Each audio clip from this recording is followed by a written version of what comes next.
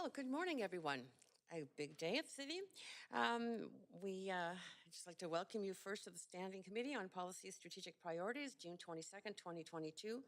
Letting you know this committee is being convened by electronic means as authorized under Part 14 of the Procedure Bylaw. And as such, committee members may participate in person or by electronic means.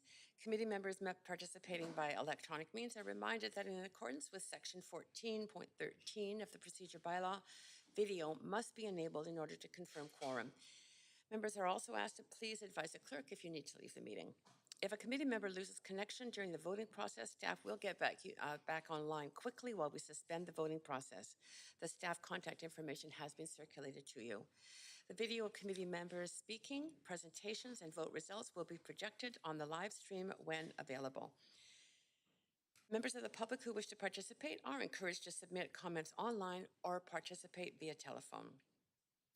We start by acknowledging that we are on the unceded homelands of the Musqueam, Squamish, and Tsleil-Waututh nations, and thank them for having cared for this land and look forward to working with them together in partnership as we continue to build this great city.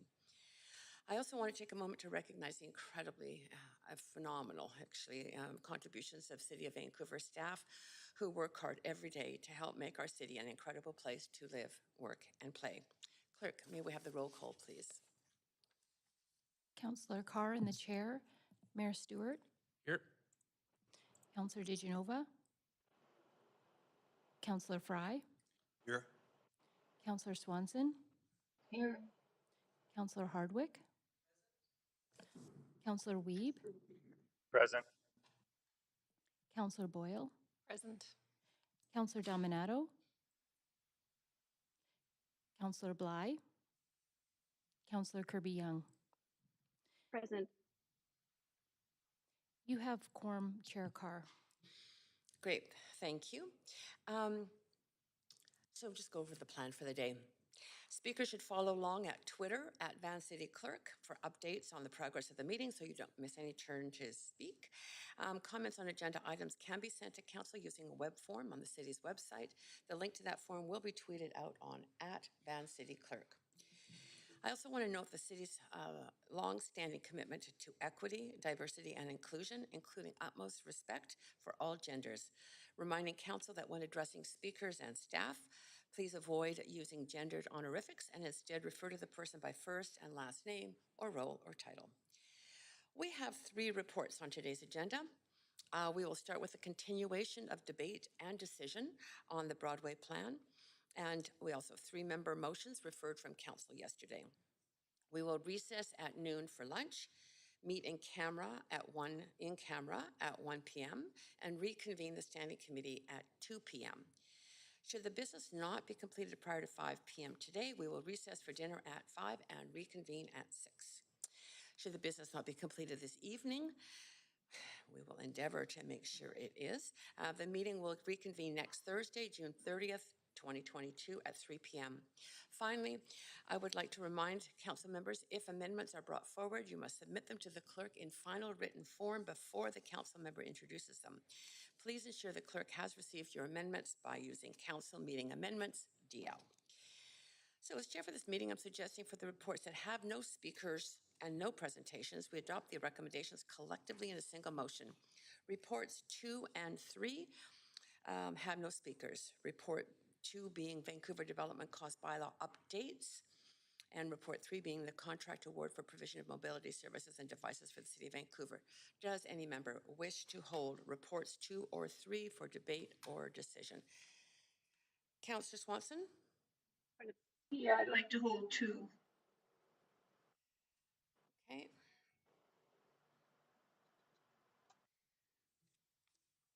No one else is on the list. So does any member wish to declare a conflict of interest on the consent item report number 3?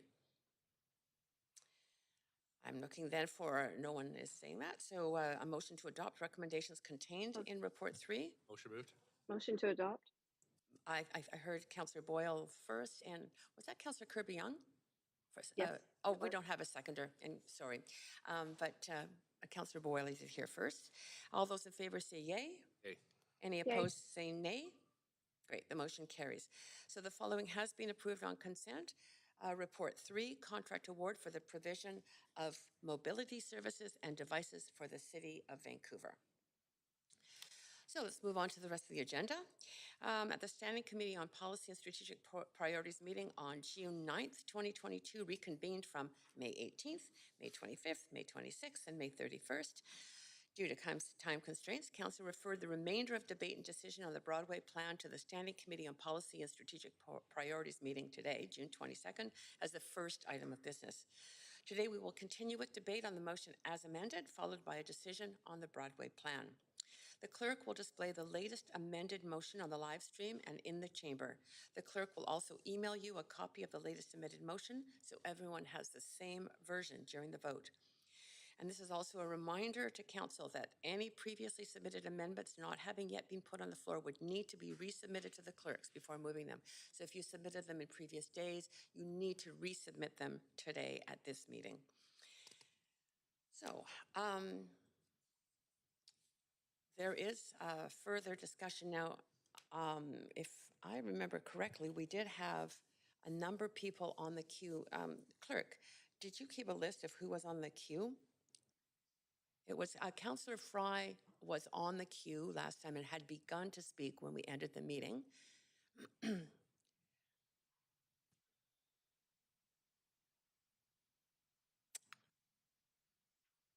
I see. Whoops, it'll be there in a moment. Okay, right. We are already in an amendment queue because I believe you had introduced something, Councillor Fry. I hadn't yet actually, but if we can move to an amendment queue, then I'll start with, I've submitted a number of amendments to the clerk and thought we could go through them one at a time. So the first amendment was I labeled as rental rate of change, and just simply to add a letter. And that reads as follows, and giving a little time for clerks to move us over to an amendment queue and pull that up. Well, you are in the amendment queue, so that's good. Oh, is this an amendment queue? Okay. Yep, you are here. Okay, great. So rental rate of change. That, subject to council approval of the Broadway plan, council directs staff to work with senior governments, industry, and tenant groups as applicable to develop new policies to monitor and protect affordability found in existing purpose-built rental buildings that considers and ensures number one, creating an accurate rent roll for purpose-built and secondary rentals in the Broadway plan area. 2, rent stabilization for existing units based on rent rolls, tying rents to units. 3, rate of change analysis and reporting in order to monitor and mitigate any increases in rent evictions, tenant clearouts, and the effectiveness of new tenant relocation and protection measures that are being contemplated in this plan. And amending the empty homes tax property declaration or property status declaration for multi-unit purpose-built rentals to list all tenancy agreements and replacing the current exemption that requires only one unit in the building to be rented for 6 months with a new requirement proportional to current vacancy rates in the City of Vancouver.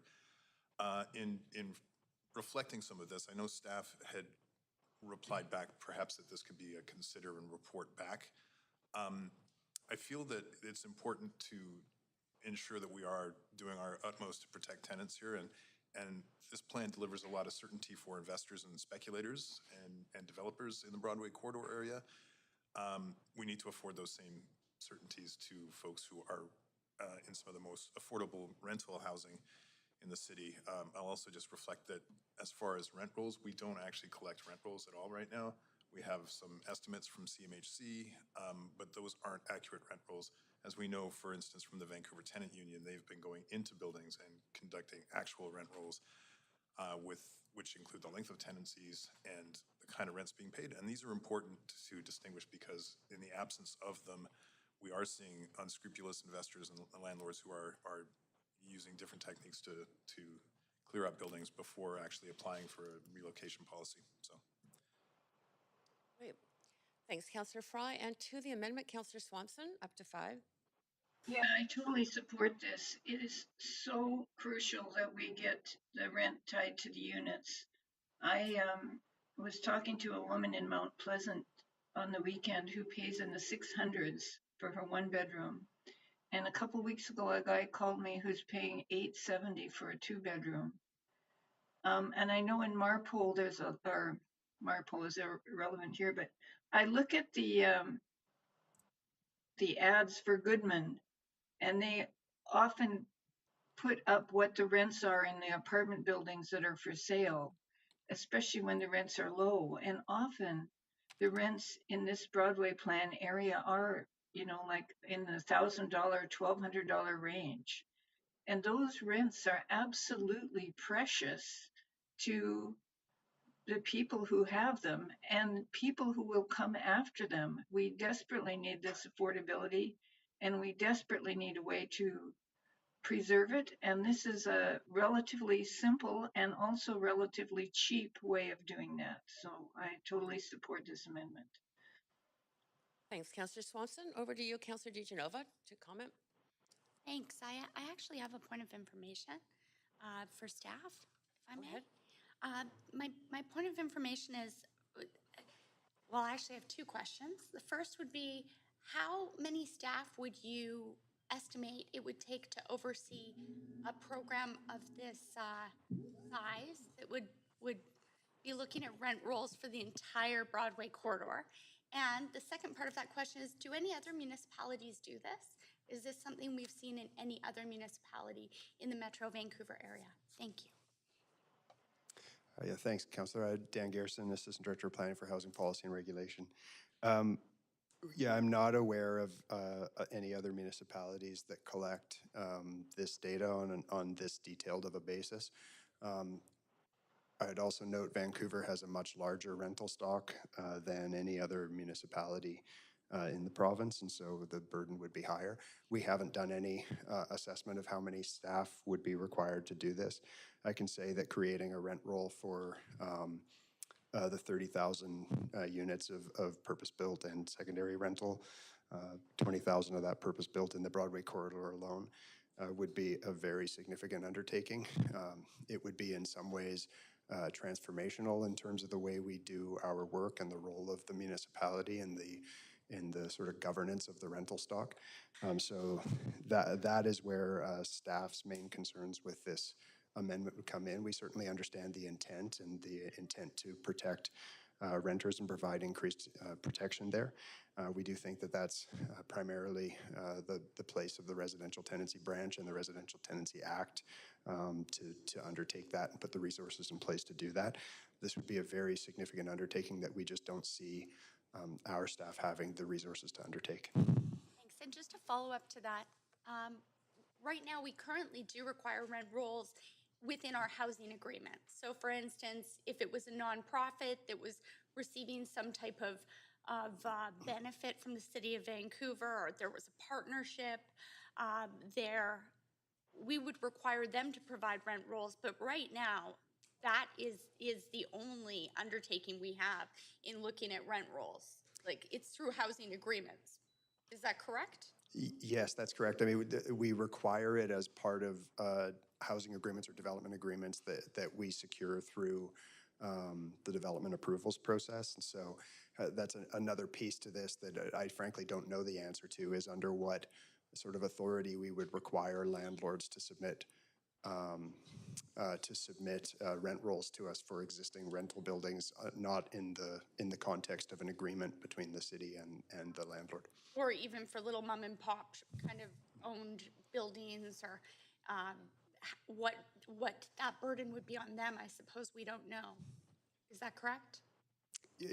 That's correct. We'd have to undertake the work, but even the undertaking of the work to scope that piece of it would be a significant amount of work that we think would displace other work that council's asked us to do related to housing. And I hate to put you on the spot, but it's staff, are we talking 10, 100, 300? How many staff would it take to oversee a program of this size? Yeah, I just don't know at this point. We just haven't done that calculation. But, just from understanding how much work it takes right now to do the tenant relocation planning, the number of staff we have allocated to just that in the context of development applications to expand that kind of work to the entire stock would be very significant. Thanks very much. So just to comment on this, I'm going to listen carefully to a number of other colleagues. I see on the queue before making a final decision. But my goal is to cut the red tape, not create more red tape. And I'm concerned that we're inventing new work for ourselves here in doing this, and hearing from our staff already that we would count on the residential, or sorry, we would count on the provincial government to use their tools and other levels of government. And while I do appreciate parts of this, I may ask for severing, Chair, but I'll reserve my comments and leave them there for now. Thank you. Thanks, Councillor DeGenova. Well timed. Mayor Stewart, over to you. Yes, I also have a point of information, Chair. Go ahead. Thanks very much. So I'm just looking at the actual text of this amendment, which seems significant. So I'm wondering first how staff consider, the first clause says considers and ensures, and it's the verb I'm interested in there, how you interpret ensures. And to me, that might mean it has to happen. It's not something you're investigating. This is something that would be locked into this plan. But the one I'm interested in is rent stabilization for existing units based on rent rolls. So let's say we have a rent roll. How would we financially make that happen? How do you interpret rent stabilization? Yeah, thank you. I'll give it a try. I think in terms of rent stabilization, I would look to the text about it being for existing units, tying rent to units. So I would interpret that as the notion of sort of like vacancy control, where upon unit turnover, we would be trying to ensure that rents cannot be reset as they are currently allowed to under the RTA. So there is, I think, a legal question about authorities there that we'd have to discuss with our council and of course with the province through the residential tenancy branch. Right. So with that, Chair, I would, I'll find a clause in the procedural bylaw, but I would like you to rule whether or not this is in order, because it actually might be illegal, because we've known for a long time that we don't have the ability to put vacancy control on existing units, and in fact, we need provincial authority to do that. And I'll go off the queue, but I can come back to you with the actual clause of the. That's great, because I would need the actual I'll do that. part of this procedure bylaw. Councillor Swanson, over to you. Yeah. So we are legally allowed to have vacancy control. We have it in the SROs, just to get that out of the way. Secondly, it's way, way cheaper to monitor rents than it is to build shelters, pay staff for shelters, pay for cops to move people from in front of people's stores. It's really a lot cheaper to have vacancy control than it is to have homelessness. Third, Vancouver can be a leader in climate. It can also be a leader in protecting tenants. Fourth, the Residential Tenancy Act is failing tenants. Tenants are being rent-evicted and dem-evicted all the time, and they can't find places that are affordable to rent. Fifth, we should budget for this like we budget for everything else. More than half the people in our city are tenants, and we need to protect them if the province won't. And talking about rent control based on the unit, it doesn't have to be for every building in the corridor. New buildings, for example, could be exempted. So what I think is really important is that we look at this, consider it, ensure it, come up with a plan to do it, budget for it, and protect the tenants in this city. Thank you, Councillor Swanson. I do have the Oh, sorry. clauses. Yes, that's so weird. You said that you would leave the queue and come back on the queue, so I'm sorry I I'm just wondering, I think if a motion's on order, I'm allowed to do that without having the floor. Yeah, so point of It order. would be calling a point of order. Yep. So, Chair, I'm asking you to rule that this is out of order under section 5.6 of the procedural bylaw. A, which is it's not compatible with the purpose and objects of the Vancouver Charter, including the good rule and government of the city, and B as well, that it conflicts with a law or bylaw not that the province doesn't allow this. And this is specifically on the notion of vacancy control? Yeah. Yeah. On B. So I don't have to seek staff advice on this. We do have vacancy control. We have vacancy control specifically in the MERP program, the Moderate Income Rental Housing Program. And so I'm ruling it in order. So I'd ask another point of order for you to rule on 5.6A.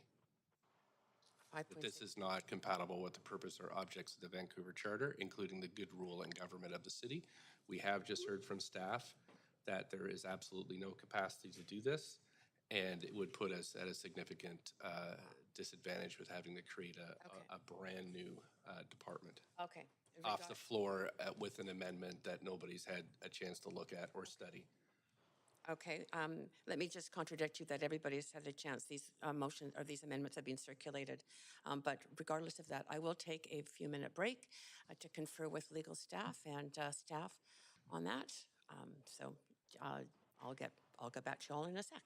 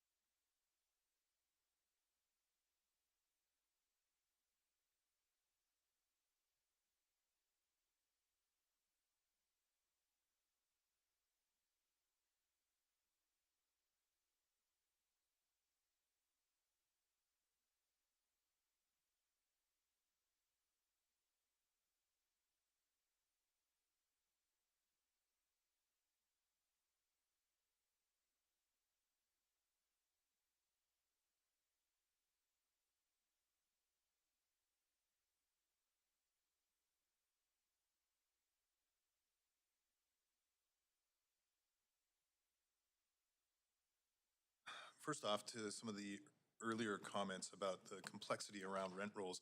Rent rolls are actually the basic primary function of being a landlord. That's what you do. You keep your books, you know who rents what in your building. And that is not that onerous. Appreciate it is new territory, but it's certainly not necessarily onerous. And this amendment certainly directs working with senior government and tenant groups to help to do that work. And I also want to say that the operative word here is the operative verb is really develop new policies is what we're talking about. It's so, and because I think this is important, because I want to see it get across the line, and in the interest of the comfort of others, and per your suggestion, I have submitted an amendment to the amendment. Okay, let me just move us to an amendment 2Q, just 1 second. Go ahead, Councillor Fry. It's the word "and ensures." I would rather keep it in there, but I recognize that it's causing some discomfort for the chair and others on our team here. And I think these are important things to do, and as far as taking care of tenants in the Broadway corridor. So I'm prepared to strike and ensures to get that comfort Right. level. Okay, to the amendment, Councillor DeGenova. Thanks. I'm just going to speak to the amendment, and as others have in the past, speak to the amendment overall, so I don't have to speak to it twice. Thank I won't be supporting this because I don't support the overall motion. We as a council have talked about cutting red tape, and this will increase red tape. We're not sure if this will mean hundreds of staff that need to be hired to oversee this.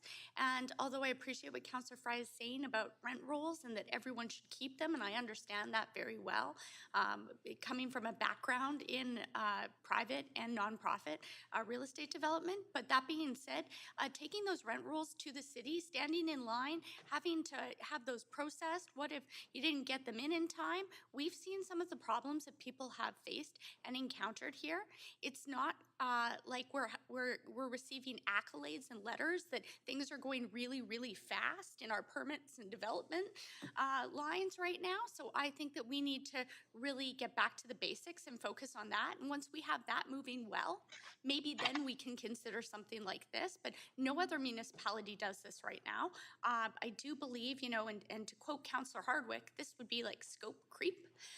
So for these reasons, I won't be supporting the amendment, nor will I be supporting the amendment. Thanks. Thanks so much, Councillor DeGenova. Mayor Stewart, to the amendment. Thank you, Chair. So just have a point of information, that's okay? Yes, of course. Thank you. So I just got to ask staff, when we look at the kind of main clause of this amendment, with ensure being removed, which I support, to develop new policies, can you kind of give us a sense of what that would look like? Would be kind of exploratory first and then coming back to council with some suggestions, because I imagine there'd be bylaws involved in this as well. I know it's future casting, but Yeah, it's a little bit of future casting, but I mean, yeah, this would be a significant amount of work. The first thing we'd have to do is just scope the work to figure out what work needed to be done to even do the report back, and so that would be our first step. It's sort of new ground. So even a scoping report for this would be a pretty substantial amount of work, which we would then bring a scope back to council and ask, did we get this right? Is this what you want us to be doing? Before we actually went out and actually undertook the work. So I think that would be the first step. There would definitely be policy adjustments. There would likely be bylaw amendments that would be required to multiple bylaws, licensing, and those sorts of things. So it's a substantial amount of work just to set up the program, let alone actually do the work of establishing and monitoring and managing rent rolls. okay. Thanks so much. So at this stage, I'll just speak to the amendment, and I support the removal of insurers, and thanks. Thank you. Thanks. Councillor Swanson, to the amendment. Yeah, well, it's causing discomfort to me to take out ensure. I would have preferred taking out consider. Red tape protects some people, sometimes at the expense of others. So when you have red tape, it really depends whose side you're on. In this case, if you're on the side of tenants, these extra regulations, which could be considered red tape, will protect tenants.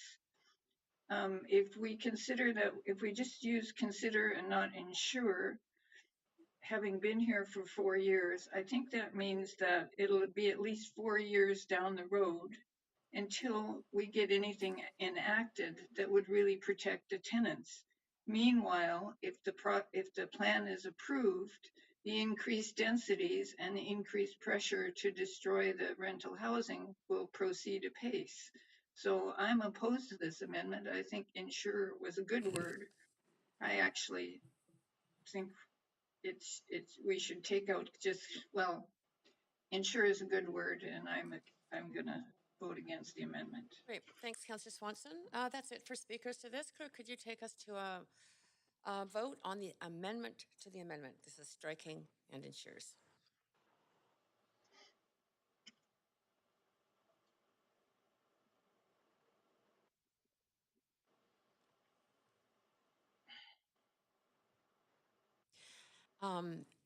That vote passes with Councillors DeGenova, Swanson, Hardwick, Wiebe, and Kirby Young in opposition. I see my timer's still running, Chair, but I'm Sorry, just... just 1 second.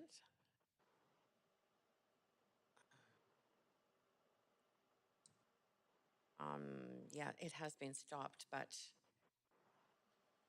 Yeah, yeah, I would have liked to have kept insurers, but again, I'm trying to get this across the line and recognizing that again, the operative here is developing these policies, and as Mr. Garrison suggests, these are going to involve report backs and that kind of thing. I recognize that this sounds like a lot of work, and perhaps it is, but this is kind of the most critical stuff that we're elected to do, is protect folks who live and work in our city, and so if it is a lot of work and it means protecting the people who live and work in our city, then I think that that's appropriate work to undertake. Certainly the Broadway plan represents a great deal of work and 5 years worth of work and a lot of staff. So if we can't spare staff to ensure the protection of folks in our city, then maybe our priorities are wrong. thanks, Councillor Fry. Councillor Hardwick, to this amended amendment. Thank you. I'm going to support this amendment to the amendment because this is a response to the weakness of the plan. These are much needed protections because the plan so badly jeopardizes rentals. If the plan had been executed properly, in my opinion, this wouldn't be necessary, but here we are, and so I will support it, Councillor Fry. Thank you. Nice and brief there. Councillor Bligh, to the amended amendment.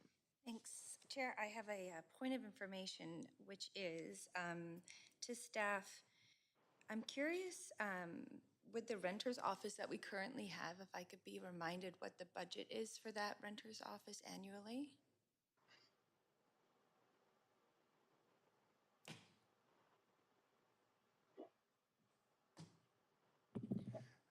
Hi, Councillor. I'm sorry, I don't remember off the top of my head what the budget for the renter's office is. Is something I can quickly try to find out for you. Great, thanks. Okay, I'll keep going. So my question, and perhaps this is for Teresa O'Donnell, is around planning staff and budgeting for 2023 and looking at the amount of work outlined in this amendment. Are we likely to see a staffing increase request in order to be able to complete this work, recognizing that the scoping hasn't yet happened, but just giving us this is a 30-year plan. This work would go on for 5-10 years. Could you give us some, in order of magnitude, what we'd be looking at in terms of staffing?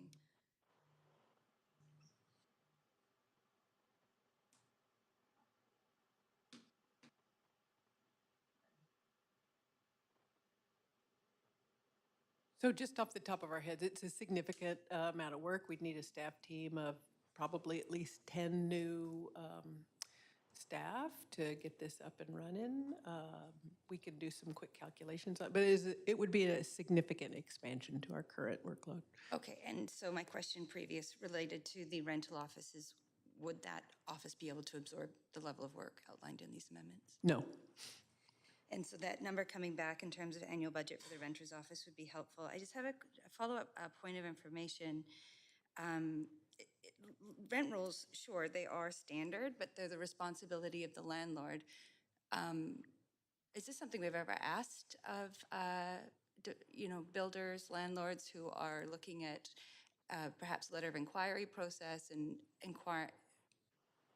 being able to access that level of information from a landlord directly rather than us do the work ourselves?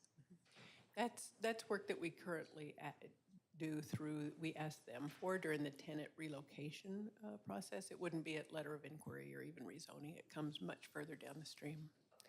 As we heard last night at one of the zoning cases, right? Who actually asked for that information Yes, for the rent roll, already? as part of the housing agreements. Okay, that's good. Are you able to fulfill what's in C related to rate of change analysis and reporting without a rent roll or A and B? Yeah, Councillor, thanks for that. In terms of that, we do actual regular monitoring of the rate of change in our rental stock and report that out annually as it is right now. So the other thing that we can do is work with, and we've already talked with CMHC about their annual reporting, which actually is a 95% survey of all the purpose-built rental stock in the city. Are willing to do a carve out of the Broadway plan area for us, and that would help us with some of the pieces because we're monitoring generally change in the stock in terms of rate of change. They can get into much more detail about monitoring changes in rents and those sorts of things. Okay, so to be clear, are we already doing C in that regard? It depends on the details of exactly what we're monitoring. Like I said, we're able to monitor stock. We're able to monitor, like if evictions are happening as a result of our, permits are generally required, right? And particularly now. Just to quickly, Yeah. I don't mean to cut you off, sorry, Yeah, but yeah, it's this okay. is really wanting to protect tenants. So in the interest of tenants and not stock, could you say that we're doing this already? It's more challenging to deal with existing tenancies for us. Like most of our systems are set up to manage the stock rather than the tenancies because that's generally done through the residential tenancy branch. Okay. Do we get any reporting out from the RTB? We're starting to now since the recent amendments to the RTA that were specifically designed to reduce rent evictions. Can we ask for more? Yeah, absolutely. That is something that they've started to do the collection of that data in terms of the number of, they've reversed the entire process really where it's now the onus is on the landlord to prove that they need vacant possession to do the renovations that they're doing. So those cases have to come before the residential tenancy branch. And so that's what they're reporting out on is what the outcomes of those cases are. Okay. Just moving on to D. When it comes to the empty homes tax, a policy was brought forward. Staff, of course, did extensive work. What were some of the considerations related to multi-unit buildings and whether or not we ought to be including those in that policy? Yeah, I think our challenge and why we do that for rental buildings is when we charge the empty homes tax or assess it, we assess it against properties. So in a strata building, each individual apartment is a property. In a rental building, the entire building is one property. And so it has to do with the way the tax is administered. Mm-hmm. And that's why it's difficult to do it this way. This is something that we are working between my team and the finance team that oversees the empty homes tax. We are doing a review of that tax now, and so this is something that we could look at in terms of if there are any options. But administratively, it's just challenging because of that it's assessed on the property. But it's something we could explore. Okay, so it sounds like there's merit in D. And Councillor, staff just got back to me. A conservative estimate for a new staff complement would be approximately $5.5 million. Annually? Yes. Okay. Thank you. Well, I just say I only have a minute left, but my questions probably have outlined my intent in terms of voting for this amendment. Although I appreciate the spirit of the amendment and what we're trying to achieve, my concern here is jurisdiction, and I think we've seen this time and again where we are taking on the work of the provincial government and other authorities that are funded to do this work because perhaps they're not doing a good enough job, and I can appreciate that. But what I've heard from staff is we can ask for more information coming from the RTB we can we do get rent rolls and information from landlords as part of, it sounds like at about the development permit stage, which seems appropriate. And $5.5 million annually increase in staffing, looking at 2023, I wouldn't want to put that budget in that position at this particular moment, recognizing that we would be band-aiding a system that, sure, may be broken or insufficient, I should say, not broken, but insufficient at the provincial level. But again, City of Vancouver stepping out and taking these issues on individually is what's making our city extremely unaffordable. And so I can't support this amendment at this time. Thanks, you. Well timed. Councillor Kirby Young to the amendment as amended. Yeah, thanks, Chair. We've got a number of comments to share here that I think, may be helpful in providing some perspective on what it is that we're looking at here. And this is a significant plan that involves change, and change is challenging for a lot of people. But we also know that we have an incredibly challenged environment. Being reported today, for anybody listening to the news this morning, that's a voracious news hound like me, 40-year high in inflation since 1983, 7.7% in May, the highest in almost 40 years, escalating construction costs. All of these macroeconomic factors that are happening while we have been debating this plan over the last 6 weeks that are going to make it challenging to continue to build any rental supply in our city, in my opinion, because it is very difficult economically to deliver on rental. This plan is making a purported effort to shift the balance towards purpose-built rental, with only a third in this plan being strata. And I actually think that we have some pretty significant challenges ahead, not just in the Broadway plan, but in the city as a whole, to continue to deliver on the needed tenure that we need in the city of Vancouver, with one of the lowest vacancy rates. I'd also note that this plan has the strongest renter protections baked into it when staff brought it forward in the country, and I believe in the continent, which have already been strengthened in addition. So to convey that council is not taking seriously the need to balance setting a future vision for our city, welcoming new residents, trying to give people that can't find a place a foothold, and protecting the folks that have been there for some time, I think is incorrect. And I think that really needs to be stated. It's not that rent protections have not been considered. In fact, they were actually a driving impetus in the plan, and we heard staff when they were presenting saying that that was very clearly the direction from council, and that's why staff brought forward a plan that had significantly stronger renter protections than we have seen in any of our past policies in the city of Vancouver. The other thing that I would say is that our permitting and DBL department is paralyzed right now with the complexity of regulations that we have that is impeding both the delivery of housing and the affordability of housing. And what we're talking about now is adding additional complexity and regulations when we are actually known to be one of the slowest cities in the municipalities for housing delivery and affordability. So instead of trying to stay the course on continuing to streamline some of those regulations and make improvements, we are now having a conversation about actually trying to make it worse by adding to that complexity of regulations. So if the goal is to encourage building housing elsewhere outside of Vancouver, I think this will do it. And I think that we have to be really clear around what it is that we're trying to achieve here. So I am on the side of achieving balance between protecting existing tenants and trying to do that in a thoughtful way with the policies that have been put forward, and encouraging new supply and growing in a thoughtful way. And again, this is a generational plan, right? So we know that there's pace of change baked into the plan. It's a 30-year plan. This change is not going to happen overnight. So my comment would be that if there are councillors who don't want to support the Broadway plan, don't vote for it.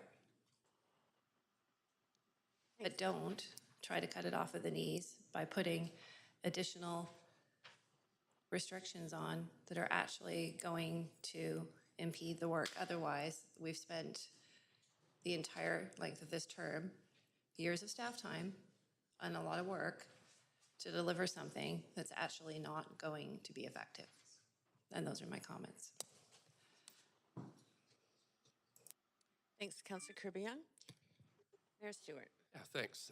First of all, I'd like to thank Councillor Fry for not only moving the amendment to take out the word ensures, but also for bringing this forward.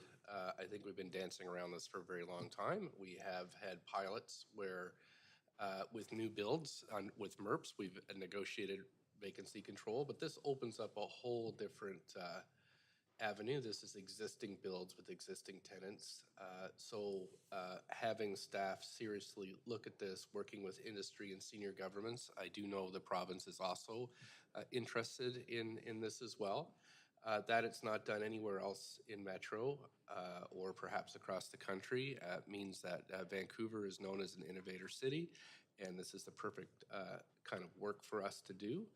It will be up to the next council to decide on whether or not in the next budget there would be the staff allocation, but I do think that this is a good challenge to hand to the next council. That we're not just moving to put it in place right away. I do, for example, have concerns that if you're within the Broadway plan and say we had put in vacancy control, the next block over doesn't have vacancy control. So perhaps one of the things that staff might consider is this would probably have to be citywide. I don't know how you could do a particular part of the city and not the rest of the city. However, this 500 blocks is a great place to do this kind of study work and consultation. So I do think to letter D, we could probably have a report back on that pretty quickly. But the others, I think, are worth the investment of the research and discussions, and that it's a kind of a phased approach where we would have a scope of the study. We would have, if we decide to move forward after that, a much more in-depth policy suggestions and then eventually bylaws. I think that is a great approach. And like I said, we've been talking about this for a long time. We've experimented it in minor ways, but this is, I think, a very good thing to add in. And thanks again to Councillor Fry for bringing this forward. I'll be supported in its current form. Thanks, Mayor Stewart. Councillor Weave. Yeah, I'll also be supportive in its current form. I really appreciate D. I think that's a great thing for us to explore. We've seen building after building come to this council with 1 or 2 tenants left in it. We're hearing all over the Broadway core buildings being emptied out because of our strong renter protection for the actual renter and the top-ups and bringing back at a reduced rate means that it's cheaper if we remove the tenants altogether. And we're seeing that, and this actually ties the rents to the actual rent roll and to the unit. So I think this is really important to do rent stabilization, recognizing we have most of our affordable rental in this core, and the cost of building new rental is making it difficult to build enough rental to support the affordable rental that's here. So really like some of these elements in this amendment, and I will be supportive. Thanks. Thank you, Councillor Weave. Councillor Swanson. Yeah, I just wanted to say that if we're having a challenge to build new affordable rental because of inflation and because of construction costs, that's all the more reason that we should be protecting the affordable rentals that we have. And I also wanted to say that we don't have the strongest renter protection in the country because we don't have vacancy control, which other provinces have. And vacancy control would be a way of protecting affordability in thousands, literally thousands of units per year, and saving renters over the next decade billions of dollars that they could then spend in our local businesses, but can't now, or can't if they're rent evicted because they'll be paying it to their landlord. So I will vote for it because it's better than nothing and it will keep the pressure up a little bit, but I think we should have kept insure in there. Thank you, Councillor Swanson. Chair, And that, before we go to a vote, can I ask that we sever? oh, absolutely, you can. And how, would you like everything severed, like A, B, C, and D? That's probably safest. Pardon me? Yes, please. Okay. Clerks, can we manage to do that? That's great. I think we'll do the first, yeah, I'll let the clerks get it up on screen.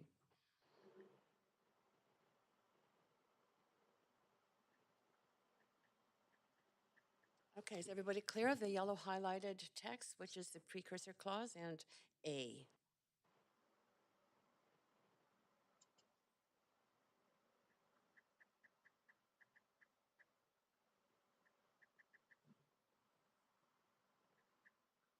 Okay, that vote passes with Councillors DeGenova, Dominato, Bligh, and Kirby Young in opposition.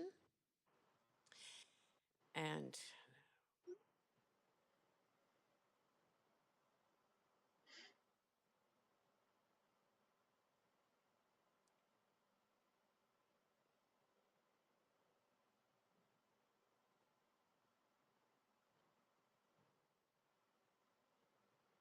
we'll just wait a moment while we get the next one on.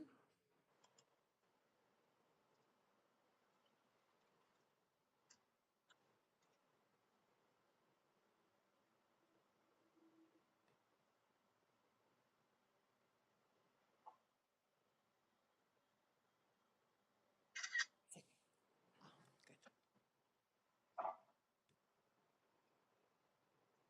Okay, it's on the screen now, so you can proceed voting.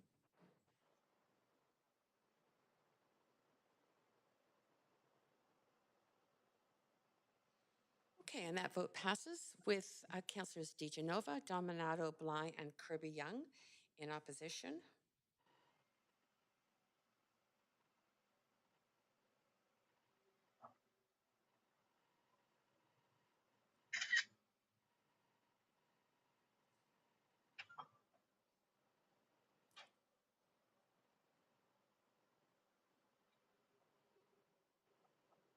Oh, yes, it sounds like somebody's maybe taking a picture with their cell phone. So if you are on web doing that, that would be, please mute yourself. Thank you, Councillor DeGenova. Okay, we are on to C.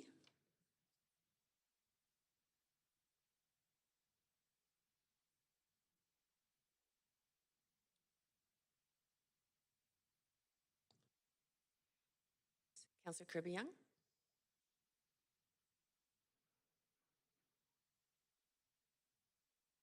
And that vote passes with Councillor DeGenova in opposition.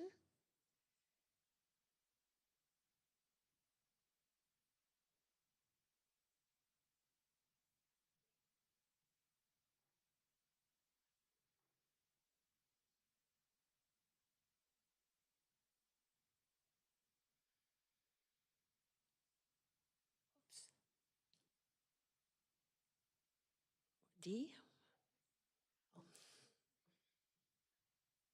Great. Okay, D is on your screen now.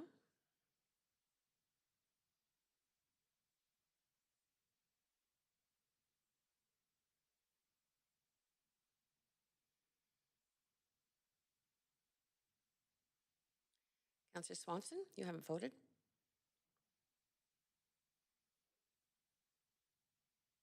And that passes with 1 in opposition, Councillor DeGenova. Great.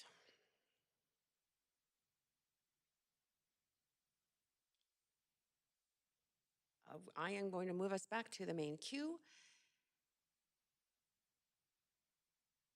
at this point, which I've done, and somehow the list is not there, which I know there was one.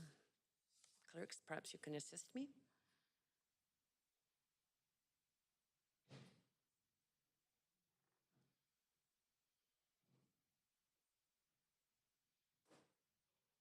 I'm just going to wait till the main list gets back on because I think it's good that we all know the order of upcoming councillors on this list. Yeah, I believe that was what I remembered. Okay, Councillor Fry, I'm going to advance you again. Go ahead. Thanks, Chair. And so moving on to the second amendment that I've... Just 1 second, I'll move you to an amendment queue. I'm sorry. Oh. You are now in the amendment queue. Go ahead and introduce it. Bravo, clerks, right on top of that. Okay, so obviously without the title, but yeah, the gist here is, and this is complementary to the last motion, which subject to council's approval of the Broadway plan, staff provide regular reporting objectives and progress of the plan, including but not limited to population demographics, rate of change, as we just discussed, tenant protections, property inflation, retail and business continuity, tree canopy and access to green space and access to public amenities.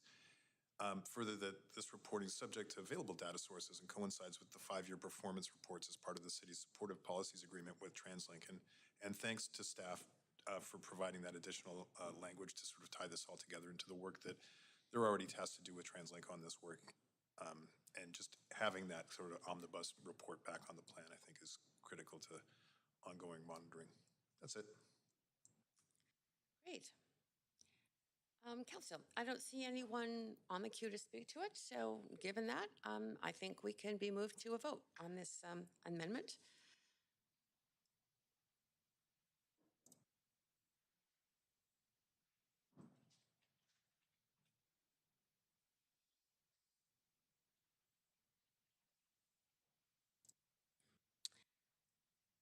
Councillor Kirby Young.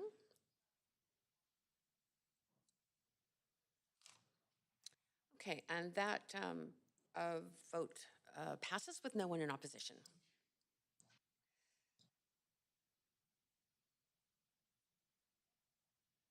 Councillor Fry, oh, sorry, yes, back to the main queue. Go ahead, Councillor Fry. Okay, and now third amendment that I'd submitted labeled. Just 1 second. Let me move us Street to an amendment queue. form. Go ahead, Councillor Fry. Yeah, street wall built form. Subject to council approval of the Broadway plan, council directs staff to report back with alternatives to the policy 11.4.2, which is directing a consistent 4-story podium street wall across all residential mid to high-rise apartment zones in order to consider a public realm supporting built form options similar to the tower in the park model that we see in the West End that affords smaller floor plates, more generous side yards and landscaping, and supports enhanced expanded tree canopy and improved public realm. Further, that where podium street wall vernacular is considered in residential mid to high-rise apartment zones, a public realm performance lens is applied in addition to the plan's objective of private outdoor space. This is based on, in no small part, conversations I've had with architects and planners who have expressed concerns about how that street wall, as is articulated in section 11.4.2, would actually perform in these traditional narrower leafy green streets that we know in the Broadway plan area are being contemplated under that 11.4.2. I look to the West End as a highly successful model of tower density in a mixed form of vernacular, which is certainly what we're contemplating with a limit to towers on a block, where we see that lovely mix of mid-rise and low-rise and old houses and walk-ups and all that kind of thing. I think it allows just a little bit more contemplation. I know that Vancouverism has prided itself of late on that sort of podium model. I'm not sure that it works in this particular context, so I'd like to see a little bit more work in that and have a report back. Thanks, Councillor Fry. To the amendment, Councillor Boyle. Thanks. I have a question through you to staff. I'm just flipping through my many-page spreadsheet, which I appreciate, and am wanting to clarify. This seems like a significant change to a part of the policy. I'm wondering if this would require the whole plan to come back to us, or if this change is possible while approving the current plan. Thank you, Councillor. It's on page 18 of your spreadsheet. Thank you. And I'll ask Kevin Spans to address that. Councillor Fry did adopt some recommended language from staff to report back on this. It is a significant change. We would have to study it. We're assuming that the plan would be implemented as written, and that we would report back with these changes at a later date. But it would certainly require quite a bit of urban design analysis from our team. And Kevin, would you like to? Yes, and thank you for the question. Kevin Span, Senior Development Planner, Urban Design. The wording of the plan doesn't necessarily preclude a more traditional tower in the park approach to design. It's not intended to direct that as being the only design response, but what it is it allows us to land additional density within residential areas without significantly increasing height.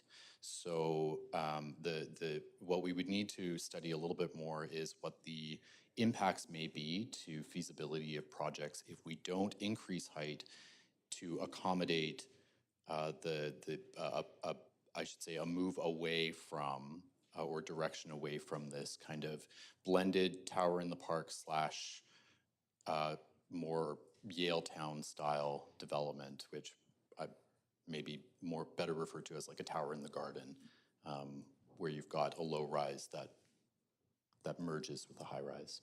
Okay, so is staff's interpretation of this language that in that report back with alternatives, you would be looking at options such as increasing height in order to allow or encourage a tower in the park model without podiums, or that you would be looking at that model without any increases in height? So we would have to study, now this is to say if the direction is to permit only that, which I understand is not the intent of the amendment, but it's also not the intent of the wording of the built form principles. If the approach is to say that we want to incentivize or we are pushing for the tower in the park model, then we would need to go back and study what the impacts would be to the delivery of rental housing and feasibility of projects without increasing height. Okay. Okay, I will leave it there. Thank you. Those are helpful answers. I am, I guess, still mulling this over. This seems like a pretty significant change. And I guess overall, I'm concerned about our approach and governance on this, that making this big a change on day 6 of the plan worries me.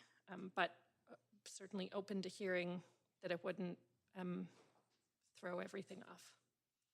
Thanks, Councillor Boyle. Councillor Kirby Young to the amendment. Thanks, Chair. I'd like to move for a second round of questions first. I have a number on this. Oh, before I. so let's stop here. First of all, your timer should be reset. Just stop it for a second as I question the staff. I haven't heard about second rounds on an amendment queue. Just 1 second.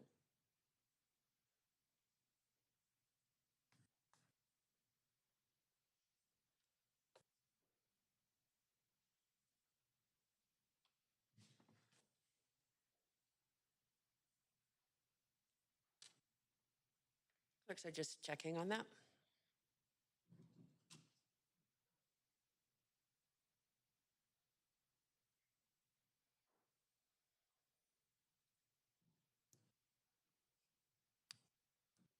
A chance for everybody to take a deep breath and just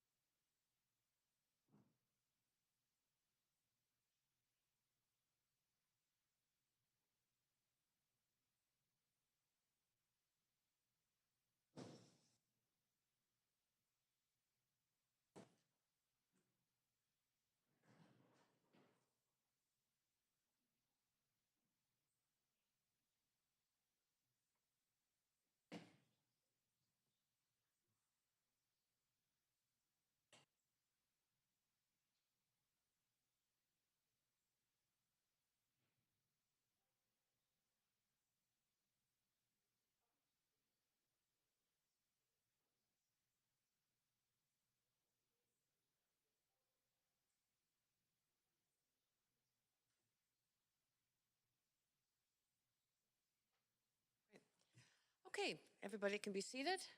Thank you. So that's a new one, but under 5.4D, it is allowed to ask questions by resolution. So just to by resolution, which means I gather Councillor Kirby Young had asked for this, so that is a resolution, and it just is a majority vote. I'm going to just go by yeas and nays at this point. All those in favor say for a second round of questions on this to speak to this amendment, say yay. Okay. Any opposed, say nay.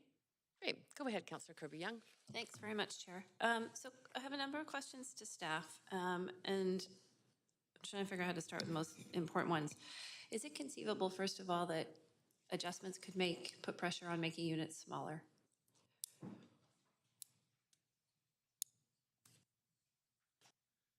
Thank you for the question, Councillor Kirby Young. We don't believe that this would put pressure on the actual layout of units. However, it may challenge the efficiency of building layouts and the number of units that may be achievable. So it could reduce the number of units in a building? We believe that it would, yes. Because? What it does is it removes density that lands at a lower level. So the first 4 stories of, say, let's call it the podium level. If that's removed in order to make up space around the site in a more tower in the park model, and that density isn't relocated to other parts of the building because of height limitations, then that density isn't then recovered anywhere. We have a max tower floor plate of 6,500 for residential buildings, right, and that is sort of industry standard. Okay, so skinnier buildings, just recapping at the bottom, means less units. Policies retain minimum unit sizes, but your building still has the same height, so therefore less units. That's right. Okay, that's clear. Okay, so the other point is that staff had commented that they felt that this, they would have to study this, but they didn't feel this applied necessarily across the entire Broadway plan. I'm paraphrasing one of the responses, and yet I'm reading language in this amendment that says, report back the alternatives directing a consistent 4-story podium wall across all residential mid to high-rise apartment zones. Do staff not read that to be that this is the design approach that council would be directing for all of the residential in the Broadway plan?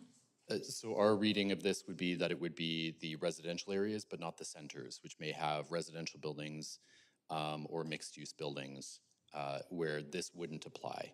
So Okay. this is and the centers, if you could just recap for us, so everybody's clear, in simple language, the centers being, for example? Station areas directly on Broadway and a few blocks on either side. The residential areas being existing RM and RT predominantly.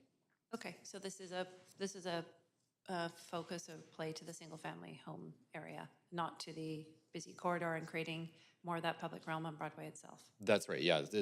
I think the thing that is perhaps a little confusing is the term consistent 4-story street wall, which we as architects and planners would generally see as being a property line to property line form of development, which is kind of the Yaletown model.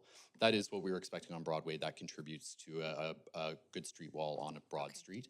So if it's not applied to Broadway, if you live off the arterial, you're luckier. You get better public space conceivably in this design, but you don't get it if you're on the busy arterial. That's right. Although we do have other provisions in place for high-performing public realm on Broadway. Okay. In terms of staff saying you sort of need to reconsider the feasibility of delivery of projects, meaning that some projects may not be financially viable because the units are reduced, is that the interpretation? Yes, or it may impact the feasibility of an inclusionary development wherein you have market housing and social housing.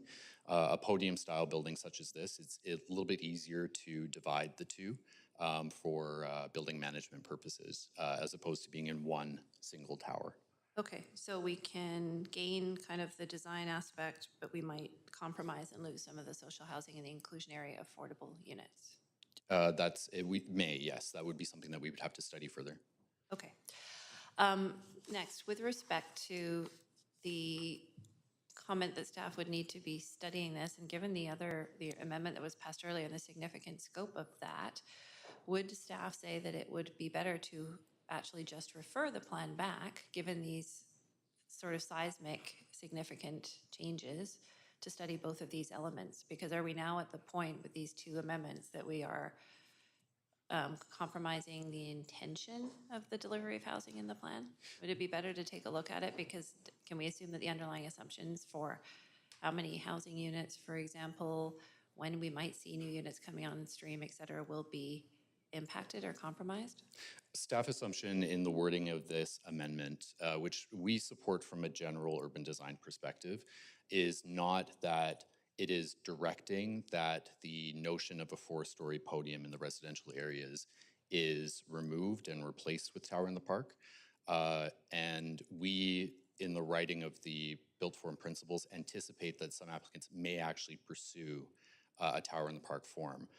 So we actually feel as though this amendment wouldn't necessarily disrupt the plan unless we were directed to only do this. Okay, could it also be applied to Broadway itself as opposed to being limited to the leafy areas on the RSRT zones that you had mentioned? That is something that we didn't model, so I can't speak to that, but it's generally speaking on Broadway as a sort of Vancouverism principles. We've got tower on a podium that defines a pretty strong, consistent street wall for retail continuity, et cetera. Okay, why wouldn't we consider doing it, if this has benefit, why wouldn't we consider doing it on Broadway as well? There are impacts to retail continuity, to the functionality of the street as a pedestrian friendly place that feels active, et cetera.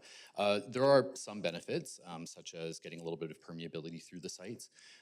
The recent amendment to reduce frontage from 150 to 99 will challenge that a little bit. It reduces the ability for us to land some at-grade permeability or whatever. So that is something that we may have to study further. Again, the plan is not precluding that as an option.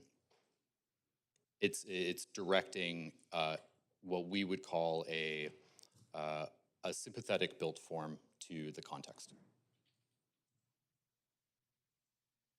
Okay. How long do staff feel that they would need to study this and come back with information on this? What is the scope of the effort and the time on when this might come back? With regard specifically to the residential areas or Broadway as well? Both. Broadway, that may take some significant time. I may ask my colleague, Carrie Dow, who leads the team that does the testing, to remark on that. However, we've already done the testing on the apartment areas because that is a form that we anticipate may come out. You've done the testing in terms of the economic viability? I don't believe we've done testing in terms of economic viability, except that the forms that we've developed match with the height and densities that the economic viability testing has guided us toward, plus urban design considerations, neighborhood fit, et cetera. Okay, I think it would help me if I could get some clarity on that, because you said we would need to review it and study it could impact the viability projects, but now you're saying that you have done some testing, so I just need to be clear, I'm not. Sure, and that, again, just for the sake of clarity, that is if direction is, and this is not how we read the amendment, if the direction were to say only tower in the park typology, no increases in height, we haven't done economic testing on the impacts of that. This amendment, we feel, is actually amending something that, or adding an amendment of work that has already been done and is already, in our feel, reflected in the plan. So just to be clear, my first round then, you're saying that because this amendment doesn't limit height, height could go up?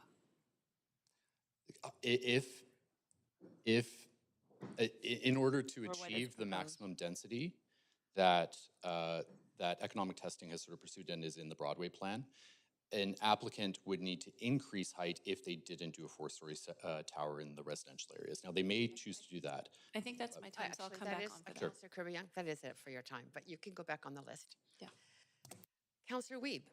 Yeah, I'll be speaking in favor of this. We see this in South Granville. We see the permeability, the importance of large trees, canopy, the walkability of that area. We've also had a lot of developers talk to us throughout the planning process, the Broadway plan, that said that with only the 6.5 FSR, they probably will do tower and park podium in a lot of the areas, recognizing that there's more value in the higher units, and that with a maximum 6.5 FSR on most lots, that they will try to do a tower in the park. So for me, this is being consistent with some of the this, what we see in some of these neighborhoods, it allows us to be more in tune with ecological benefits that can be created at a ground level. I think it's not every project, like we said, Broadway and other plans, it doesn't make as much sense, but there's a lot of areas that this does make sense to deal with some of the other priorities we have in the city. So I also was concerned about the building management, that it allows us to better separate the affordable units with our market units. I don't think that's a priority of this council, to separate the renters that are affordable and the renters that can afford market. I think our goal is to create complete communities. So I would rather see everyone living in a building together.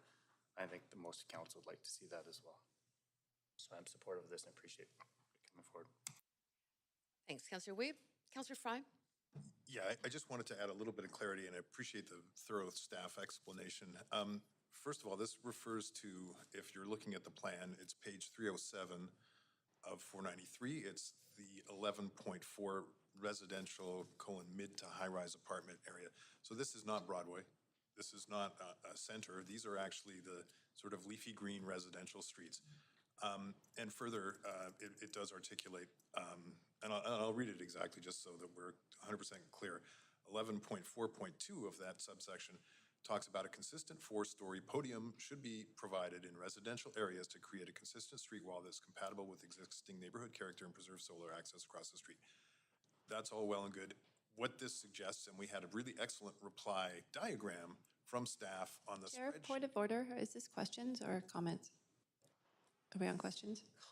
You know what? We're in an amendment queue, which means you can do a point of information and ask a question during this time. No, but the councillor hasn't done a point of information. That's why I'm asking. Are we on comments or questions? I'm speaking to an If you're amendment. I thought it was more a comment, but is this a question? If this is a question to staff, ask it as a point of This is a information. comment. It's just a comment. Okay, go ahead. And so just pointing, we did get a really excellent spreadsheet from staff that has a diagram that shows changing that massing to remove the podium and add an additional 2 stories. So my suggestion here is that the difference of 2 stories versus a podium, 2 extra stories on top is inconsequential, I think, if you're on the ground level.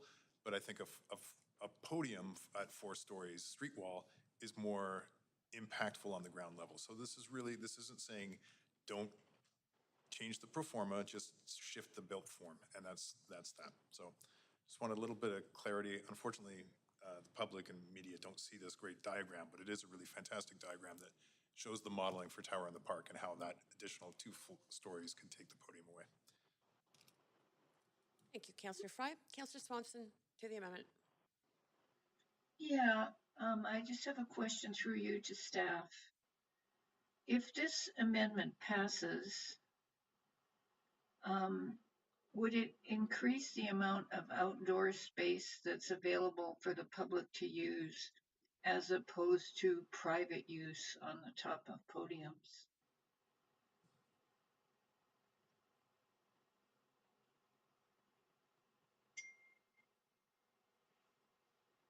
Thanks. Thank you for the question, Councillor Swanson. The amendment as written, should an applicant decide to do a tower in the park typology as opposed to a 4-story podium, would increase the amount of terra firma, potentially. It may have parking garage underneath, but effectively at-grade space that would be private property. It may provide additional private public space or publicly accessible private space, but we would not have jurisdiction necessarily over what that at-grade use is. Okay, thank you. Thanks, Councillor Swanson. Councillor DeGenova, go ahead. Thanks. Point of information through you, Chair, to the mover of the amendment. Absolutely, go ahead. I'm wondering, Councillor Fry, I just want to confirm, we're talking about privately owned public realm. That's what this would affect, correct?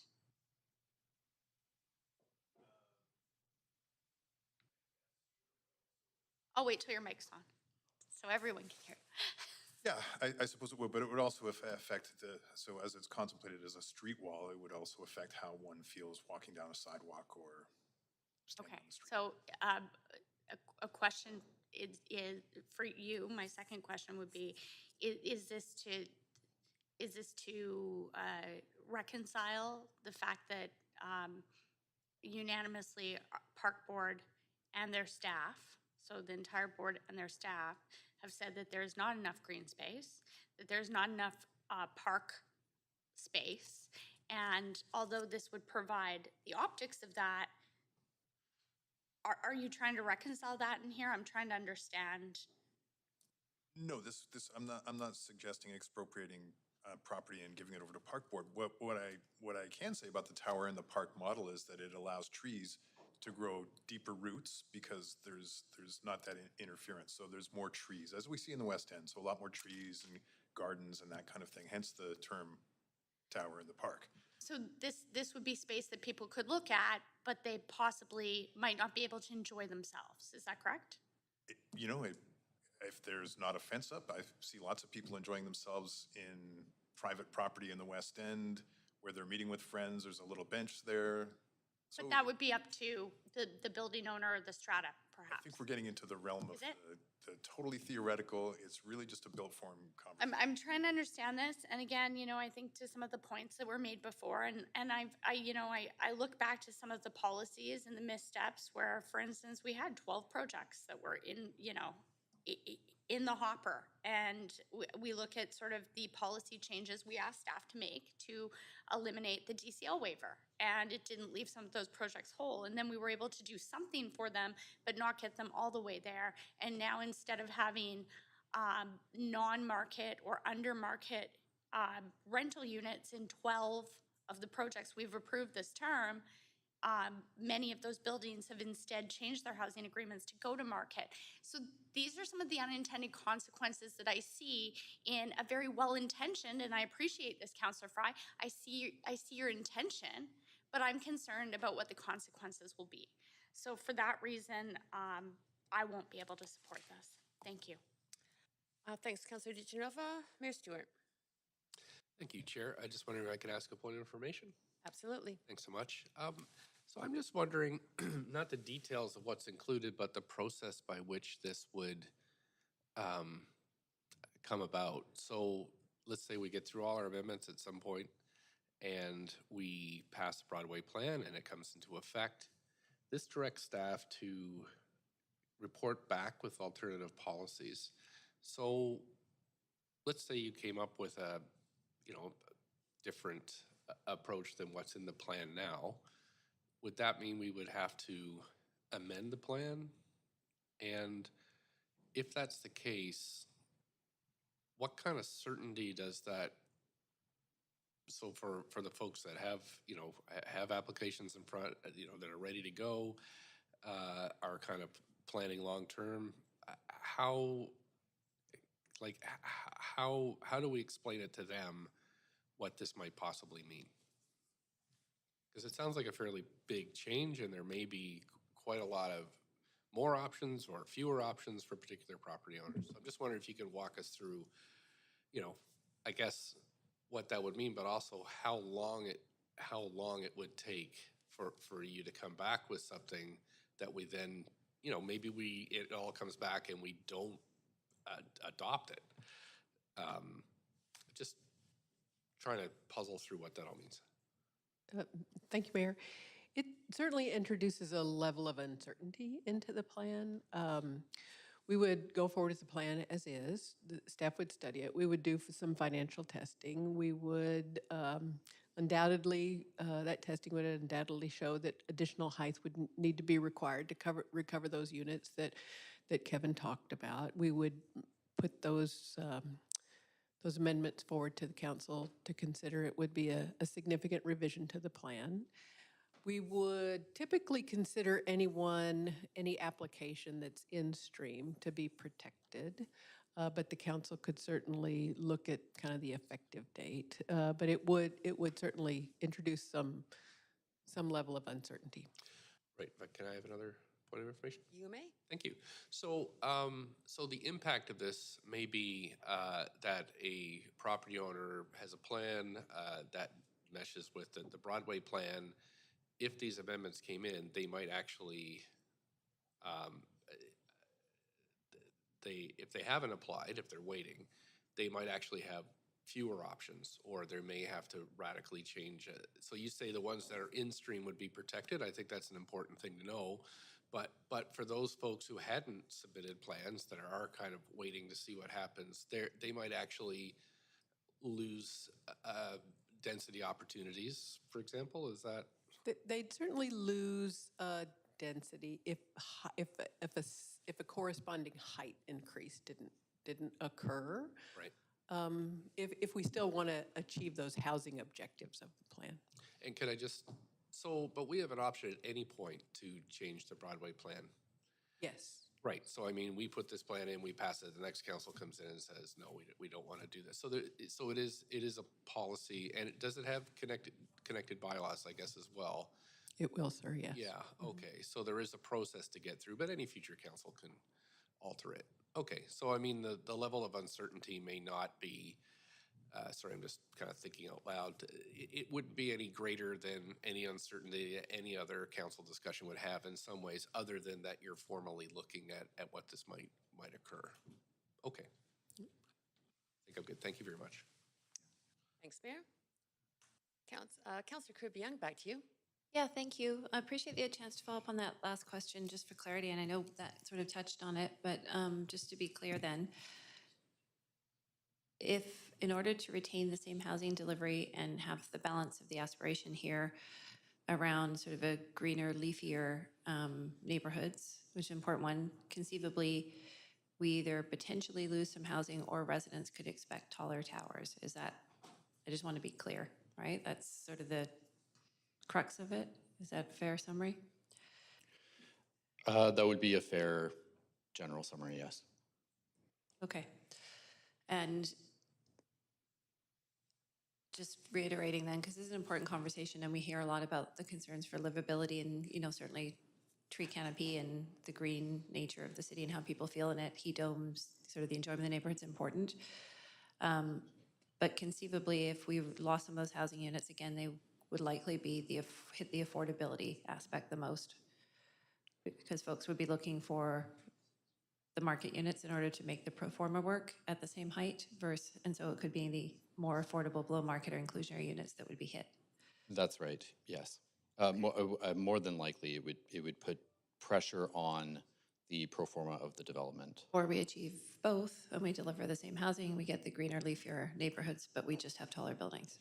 And just to provide a little bit of additional context, the model that we've developed here for the residential zones has a 20-foot setback from the property line to achieve actual terra firma that doesn't have parking garage underneath on all sides of the building. And that the intent of that is to land mature trees. So there are expectations in place to get green and leafy to work with this. In the plan now, the 20 feet. And how does the 20 feet setback that's stipulated in the plan for these residential areas compare to other areas of the city, for example? I can't think offhand, but you know, if we were to say without any kind of setback controls to land terra firma in place, most developers would build out to the property line, which actually reduces the amount of terra firma. I guess I'm just looking for, if you don't have the exact amount in order of magnitude, like is the setback already better than in the Broadway plan that is here, and would it increase proportionally by, you know, X percent or significantly more? And I'm looking for sort of just an order of magnitude, if you will. Sure, and I'll ask my colleague Carrie Dow from the City Design Studio to remark on that. Okay, thank you. Thank you for your question. So what we've tried to do with the building setbacks is to match the existing context as much as possible. The existing three-story walk-up buildings in the Broadway area have a 20-foot setback, and they often have quite mature trees in that area. Our desire was to try to get as many ground-oriented, family-friendly units with usable outdoor space immediately adjacent to their unit, because we know that's really important for those units, while also providing the soil depth required for large, mature trees. Okay, so we would potentially, would this give us significantly more trees then, beyond the 20 feet than we have now? And you're saying, but we would lose potentially some of those ground-oriented family units? So if we went with the tower in the park format, the underground parkade would still be the same. So we're still going to have essentially the same soil depth, but what we would have is likely just more open space at grade. If we went with the podium approach, we're still going to get 20-foot setbacks in line with what's currently there today, with large mature trees, usable outdoor space for a greater number of family-oriented units. Okay, so trees the same? Yeah. Regardless of this, just More or to be less. clear, and so we've got the right facts in the record, but more open space? Yeah. Thank you. That's it. Councillor Dominato. Thanks, Chair. I have two questions, points of information through you to staff on the amendment. One is just obviously referring to built form here. Can staff comment on, with this amendment, would anticipated density change significantly in terms of the plan? Without increases in height, this would impact achievable density on a site. And the impact to height would depend on the size of the development area. So can you give me an example and like something tangible of sort of what we'd be going from to kind of in this case?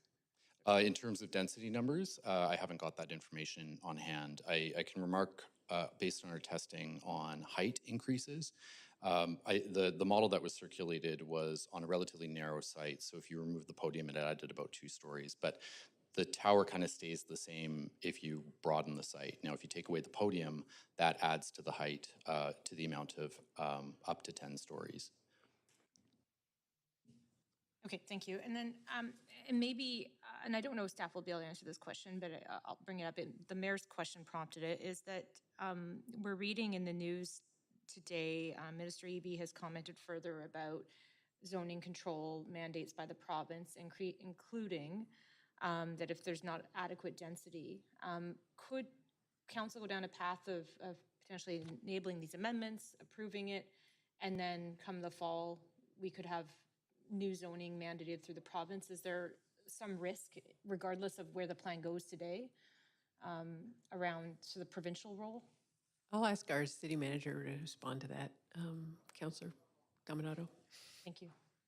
Thanks, Councillor, for the question. It's really difficult at this point to speculate what the province may be considering around any essentially incursion into local government authority over land use.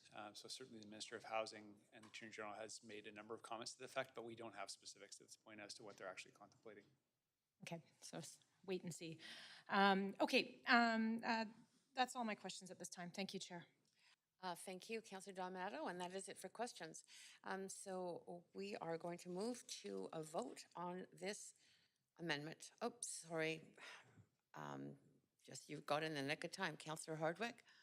Thank you. I just, you said questions and I had comments on, is that still applicable? This is commenting on the amendment. Right, okay. Some people are asking questions, but I will support the amendment, again, because this demonstrates the critical gaps in the plan with respects to the at-grade green spaces, whether public or private, and that create livability and cooling in neighborhoods, as well as the concerns of residents, these already park-deficient neighborhoods.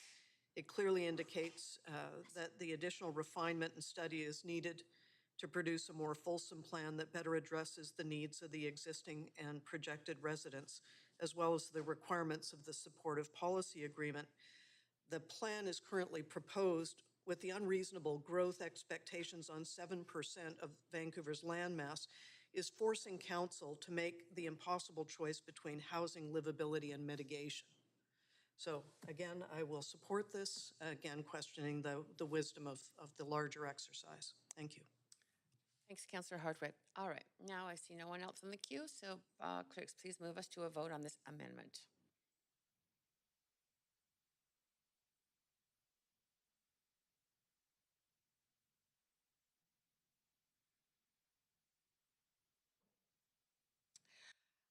That amendment passes with Mayor Stewart and Councillor Boyle in opposition.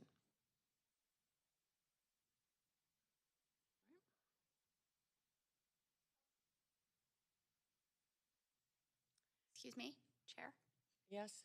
May I ask for a vote of reconsideration? I had clicked in opposition, I must have accidentally, and I had shared my intention.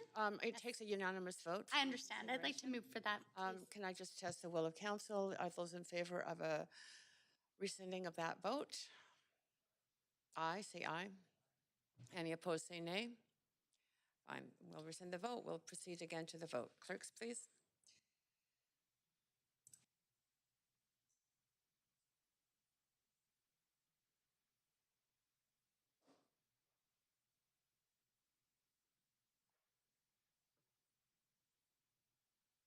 Councillor Dominato? Okay.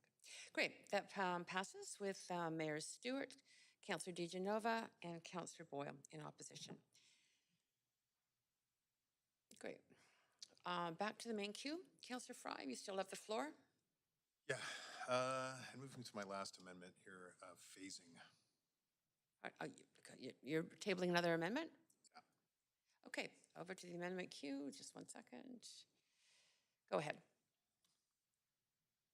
This is one worked on with Councillor Carr, and thank you for that, Councillor Carr, and had some significant input from staff that has informed this this final amendment. If you could just speak a little more directly into your mic, sorry. Councillor Fry. Yeah, worked on this with Councillor Carr, significant input from staff to help make this work. The gist is really, and we've heard this suggestion from a number of former planners who've written to us over the course of this, and talking about how we phase the implementation of the Broadway plan. This is not something new. This was done with the Canby corridor, of course, in 3 phases that allowed like the build up in this case where we're identifying areas as centers. So that still allows a significant amount of the projected development that has to happen around, for instance, VCC or Vancouver General, down the Burrard Slope, et cetera. Yeah, and just also incorporating into this, prioritizing some of the implementation of council-directed measures in collaboration with residents and relevant partners. Thanks, Councillor Fry. Councillor Dominato to the amendment. Thanks, Chair. I have a point of information for you to staff on the amendment.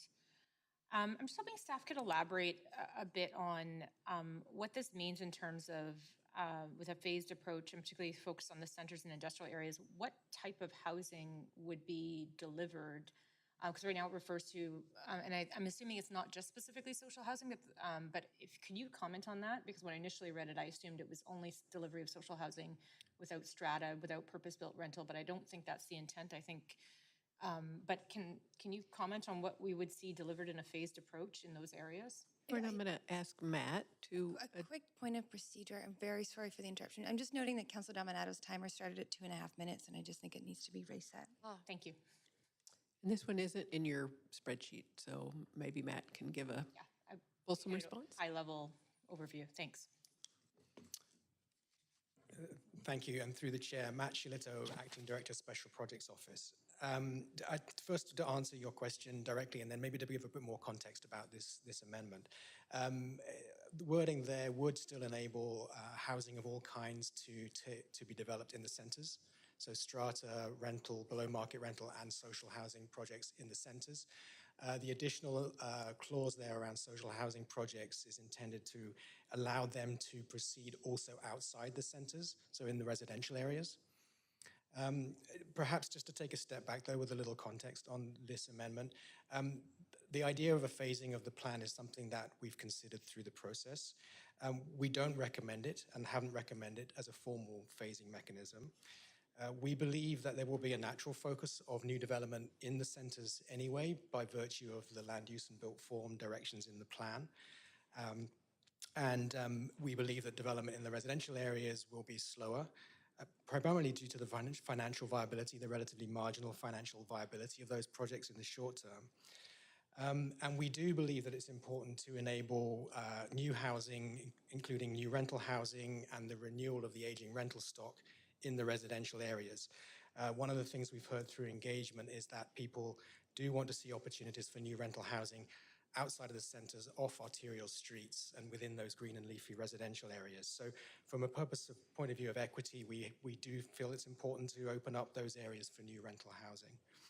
Um, Nevertheless, should council wish to proceed with an amendment of this kind, I think the wording there works in terms of enabling social housing projects to proceed, as I say, and also enabling industrial and employment jobs-based projects to proceed in the industrial and employment areas. One other consideration that council may want to think about is an alternative to an amendment like this, that perhaps if the concern is around the scale of and the rate of change in the residential areas, the council could put in a rate of change mechanism, essentially restricting the number of projects that we would consider in a defined period. That would be an alternative that would back up the what we believe will naturally occur through the financial viability, as I say, but that's another option. Okay. A couple of follow-up questions to that. Just reflecting what I heard there is that staff had envisioned that this would probably proceed in a phased way, but you didn't propose it as part of the Broadway plan. Could you expand on why? Yeah, because we feel that the phasing will occur naturally by virtue of the fact that the greatest increases in heights and densities and the greatest interest of development is in the centres anyway, and that the residential areas, both the apartment areas and the existing lower density residential areas, development is much more marginal in terms of its viability in those areas. So we think that will happen naturally.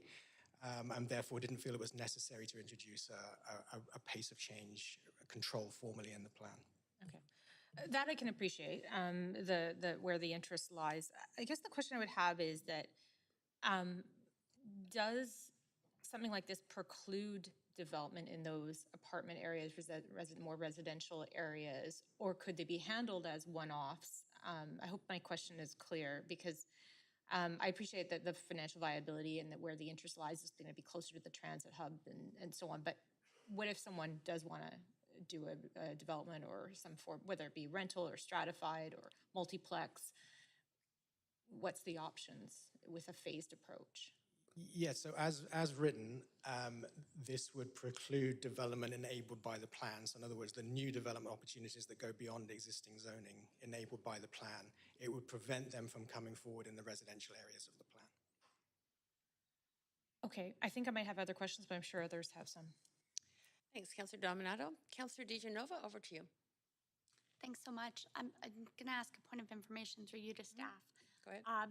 Specifically on the definition in this amendment of social housing. So Councillor Fry himself moved a whole motion on defining social housing. So the way I read this, and this is my question for staff, is it says social housing projects.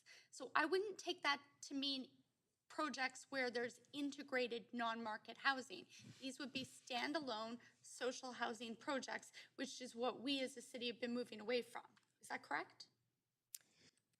Councillor, I would say that if this motion were approved as moved here, we would take it to mean social housing projects that meet the definition, the city's definition of social housing. So these would be nonprofit or co-op projects, standalone, that with the prescribed amount of housing below the housing income limits, et cetera.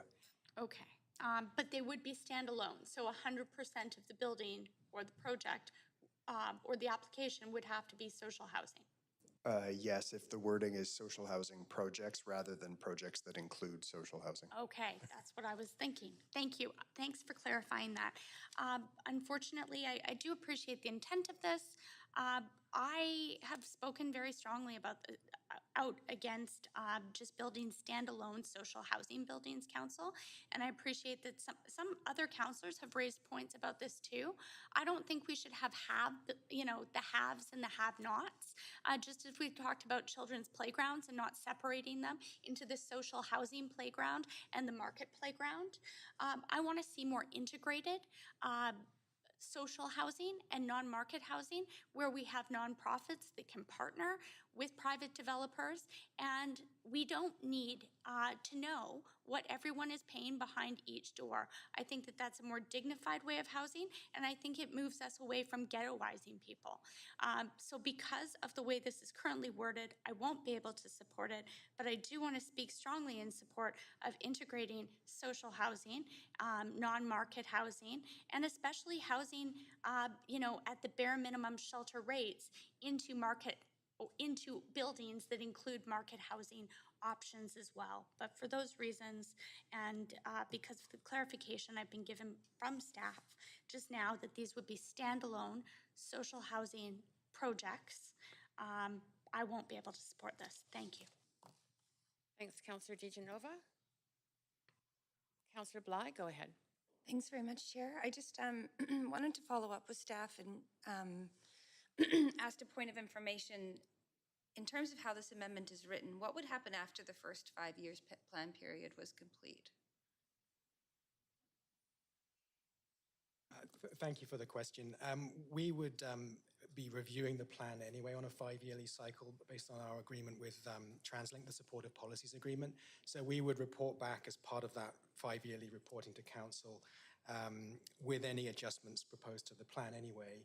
And with the amendment as currently written, we would provide clarity on whether that should essentially expire and the rest of the plan areas would be opened up for development or not, I think, depending on the monitoring.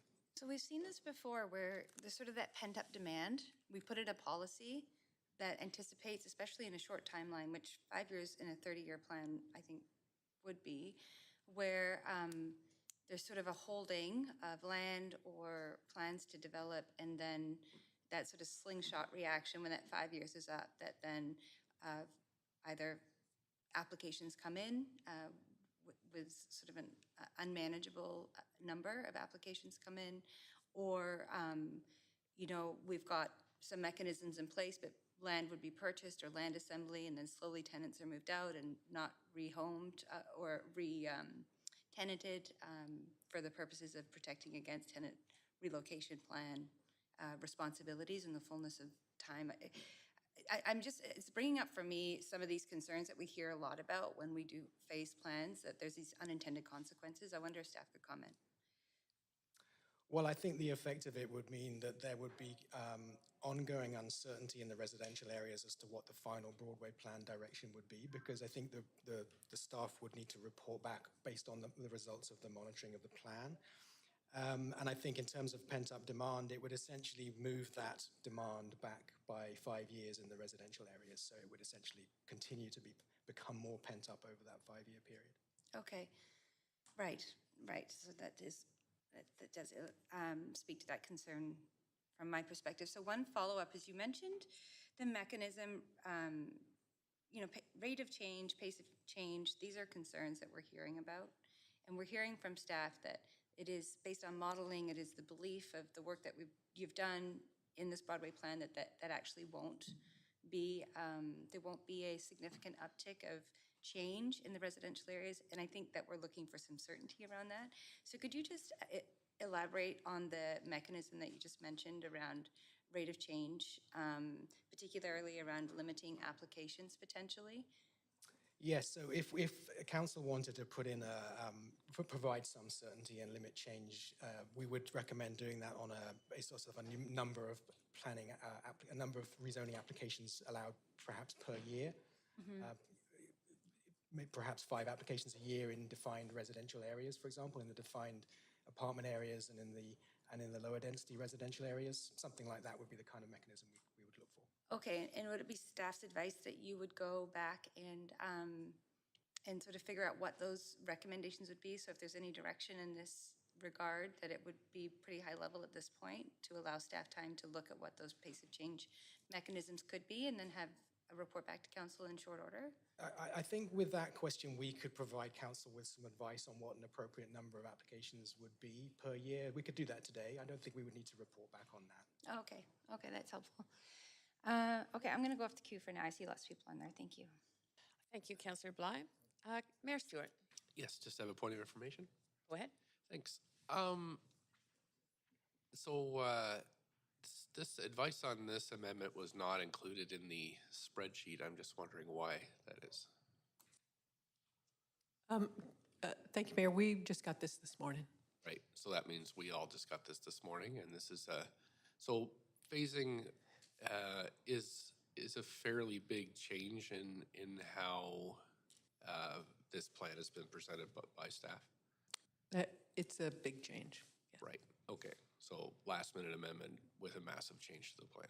Well, and one of the things I would like to clarify, and Councillor Bligh, is we would want to think about this a little bit, because we say instead of just 5 applications a year, we'd want to take the best, when Matt's talking about a pace of change, instead of just a, 5-year, we'd want the best 5. We wouldn't want the first in the door, because it may not be. So we would really like some time to think about where the pace of change should be, how many applications, what criteria are used to evaluate those applications, so that it's just not the first person in the door. Yeah, thanks very much. So I won't be supporting this because, the process we've used in this plan is that amendments have been submitted well ahead of time. Staff have had a chance to consider, and that's not the case with this amendment, so I won't be supporting it. Thank you. Thanks, Mayor Stewart. Councillor Kirby Young. Yeah, thanks. I appreciated the clarification around when this amendment came in, because I couldn't find it in the spreadsheet. So I guess I'll just provide one comment right now. And I'm feeling a bit with some of the amendments and the magnitude of them that Councillor are considering this morning. It's kind of reminding me of some of the TikTok memes, where you see people putting something to tell me that you don't want to vote for the Broadway plan without telling me you don't want to vote for the Broadway plan. And I feel like, honestly, that's the territory that we're getting into here, and I'll leave my comments brief at that for now. Thanks. Thanks, Councillor Kirby Young. Councillor Hargart. Yeah, I would just oppose. This just hyper-focuses development as opposed to correcting the foundational faults in the plan.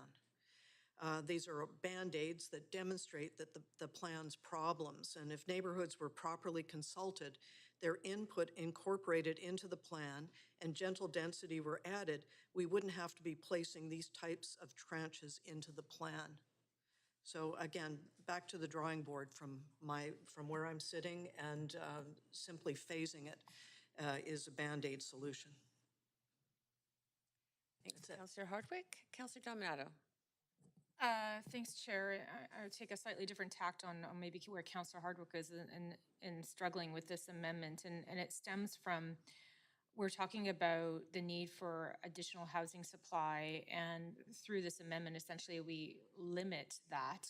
And I asked staff about this. It precludes development in the residential areas, particularly the type of development that I think, as a council, we've talked about in terms of gentle density, in terms of ground-oriented housing, in terms of missing middle, that component of housing, which I think was the intent, was that some of that could be part of those residential areas. It seems to me that this amendment would lead to essentially focusing on tower developments in the center areas, and not delivering any of the other housing topology that we've talked about is important to neighborhoods and important to families. And so from that perspective, I can't support it. I think there's an important conversation to have around rate of change policies and frameworks like that. And I think that staff indicated there is a way to do that and address that, or pace of change policy.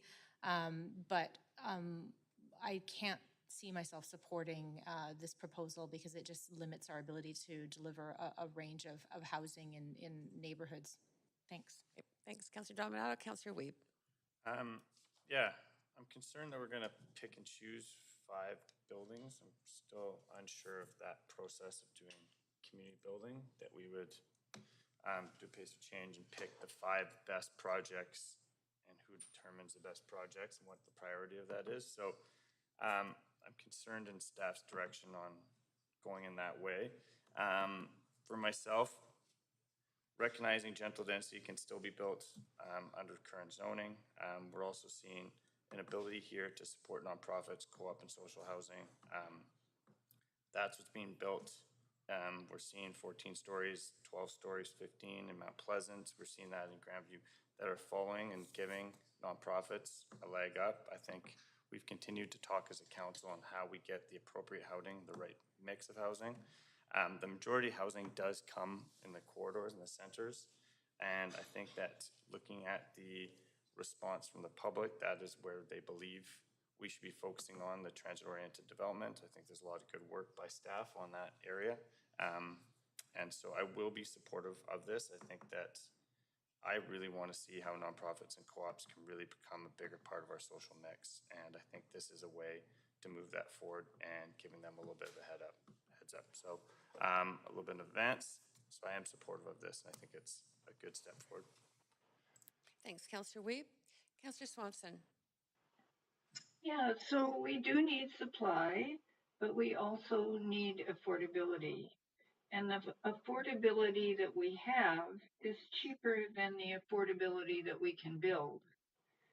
So this amendment, I think, will take some pressure off the affordable units that we have while we build more of the expensive supply that we need around the transit station. So I think it's a win. Thanks, Councillor Swanson. Councillor Bligh. Thanks, Chair. So yeah, I'm speaking in opposition to this. I am working on language to perhaps ask council to consider the rate of change mechanism, but in this moment right now, I'm going to vote against this amendment and hope that we can maybe pivot a little bit away from constraining the plan and more sort of managing it in a better way using rate of change. So that's all for me for now. Okay. Sorry. Councillor Fry. Yeah, I certainly appreciate the concerns that this is super last minute and the concerns that staff have articulated insofar as a rate of change mechanism might be an alternative to pursuing this. And certainly if Councillor Bligh is currently working on an amendment to this amendment that supports a rate of change mechanism, I'd be very interested to receive and review that. I think staff have made it clear that they've sort of baked in a rate of change throttle on this by just virtue of the land economics. I think what this reflects, though, from Councillor Carr, my perspective, and I think others, is what the absence of a concrete throttle could mean for actually protecting some of those affordable rentals. Certainly, we've added some new language and amendments that are kind of more considerate around existing affordable housing.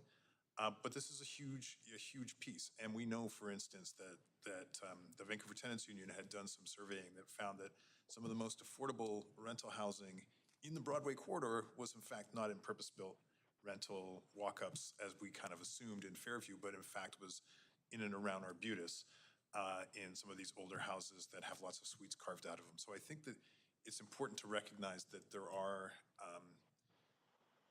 we don't know what we don't know, and potentially there's a lot of unknowns in the residential areas as they are established now, and including a lot of really deeply affordable housing for folks in our city. And recognizing that, of course, the centers, as we've contemplated them in this plan, have a lot of opportunity, and this supports big redevelopment at VCC. This supports Vancouver General Hospital, supports the industrial area down the Burrard Slope, areas in and around Arbutus, in fact. And so there's still a lot here in the centers, but what we have done potentially is to recognize that maybe we need to be a little more circumspect and careful around some of those residential areas, because it's very simple to sort of just dismiss them as potentially just like, not the deep affordability of housing that we are hearing that there is there. And certainly I think that for those of us who have taken the time to read the Vancouver Tenants Union report on this particular scenario, it does give some pause and some concerns. And so this is really coming from, as we were fond of saying here at Council, out of an abundance of caution, because this is such a significant amount of the city of Vancouver when we talk about 500 blocks. So again, hopeful that I am very open to supporting any kind of amendment that Councillor Bligh might move forward that considers a rate of change mechanism. But in the meantime, I'll just leave it at that and see more on the list. Thank you. Vice Chair, Kirby Young, I wonder if you would take over allowing me a chance to provide some comments. Yeah, please go ahead, Councillor Carr. Thank you. Yeah, I just want to comment on the fact that we, Councillor Fry and I, had worked on this amendment together, and it really was out of this concern for kind of wholesale development throughout the whole plan area. I'd received some information from a member of the public about the number of properties that have been in the whole planning area that have been approached around selling, and this would be in the residential areas, not even just in the core. So my concern is with the displacement of currently affordable housing within those areas outside of the main corridor. I don't think that there's anyone who I've heard report to us, and we've received like many phone calls, many letters, emails from people that are in opposition, not very many in opposition to the development along the corridor itself, along Broadway and along and in the core areas where the stations are. So the area plans and the station areas. And in fact, I think that if I remember correctly, staff might be able to correct me, it was something like 72% of the public when surveyed said they support higher development in those station areas. So I think there's a natural place to begin and a process to begin. But meanwhile, I think we do have to stem the flow, of potential buyouts of affordable housing in the rest of the plan area. That's why I think we need this definite phasing in of the implementation, as well as the quite phenomenal and broad set of recommendations that have come forward through councillors' amendments. And those amendments deal with things like implementing measures to really protect the tenants and the affordable housing that's currently in place. Measures to ensure that we are pursuing livability within this plan area, like the 11% of streets being reallocated for community use and public use. So, my intention in working with Councillor Fry on this is really to ensure we don't go down the path of rampant development, which will escalate land values with the proposals by developers to develop and buy out and develop the currently affordable residential buildings in the plan area. So I thank you for considering this motion, and we'll turn to Councillor Bligh. Thanks very much, Chair. I do have an amendment to the amendment.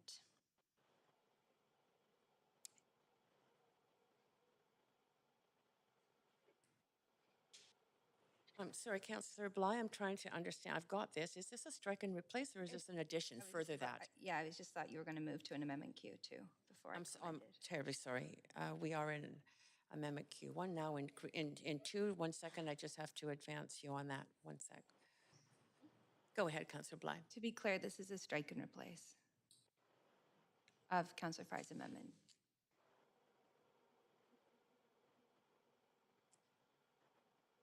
Okay, and that's it. Councillor DiGenova to the amendment I will support this because I think that it gets us out of the dangerous territory of just moving forward, possibly a plan that isn't feasible.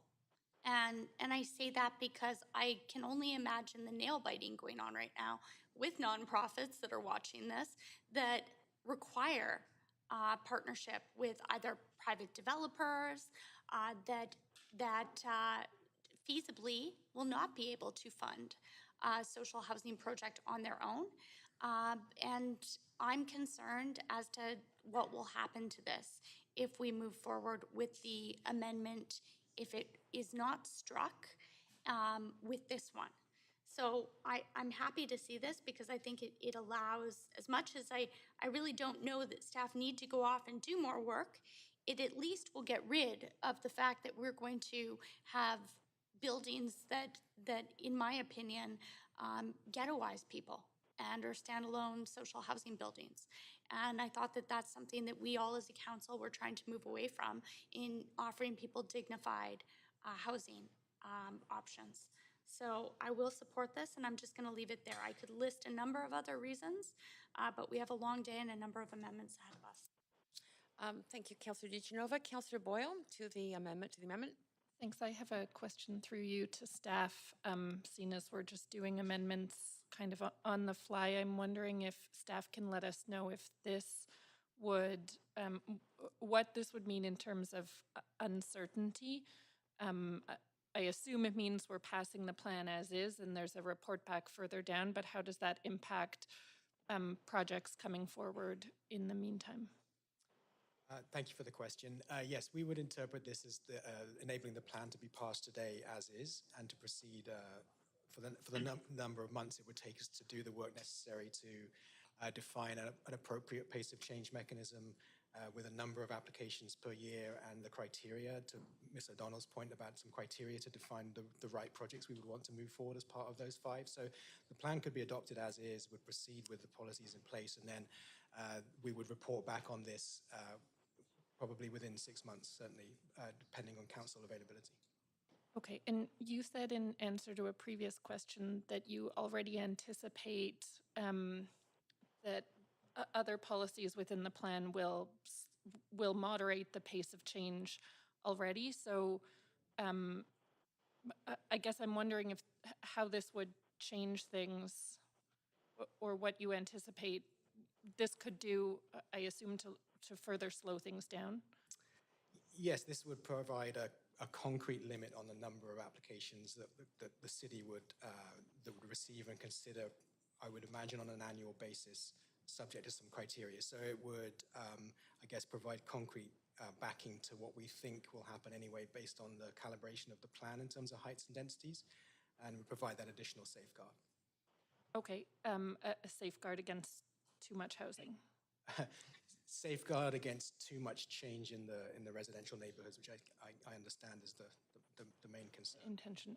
Okay, my last question is just back to uncertainty. If we're passing the plan as is, but expecting this report back 6 months from now, do you anticipate a rush of proposals in those 6 months, or kind of holding back on proposals to wait and see what changes? How might this impact? What we hear pretty clearly is already a concern across the city around uncertainty.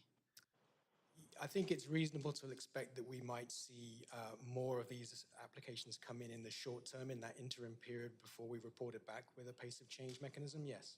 Because people might be concerned that that concrete limit that came into place later would further restrict their opportunities to move forward. Okay. Thank you for all of those answers. I will just say I certainly appreciate that this is an improvement upon the amendment that it's striking, but I still have concerns both about the uncertainty and also largely about our process here and amendments on the fly. So I won't be supporting this. Thanks, Councillor Boyle. I'm going to stop your timer, Councillor Bligh, who next. Council, we're approaching noon. I would ask if you would consider putting forward a motion to extend past noon to complete this amendment. So moved. Just 1 second. And that we vary the agenda because we have some leave of absences amongst you this afternoon and none for the evening to enable all of you to participate, to include varying the agenda to resume this item at 6 p.m., continuing with the rest of the agenda at 2 after in camera. So moved. Thank you. We've got a mover. It's all we need. And this, it's a 2/3 majority, but I'll just test first. All those in favor say aye. Can we Sorry, can speak? go ahead. I'm sorry, go ahead. We can speak. We can speak to it. I'd like to speak to it. Debatable. It's debatable. We're just checking on that. Not sure. Just 1 sec. Can.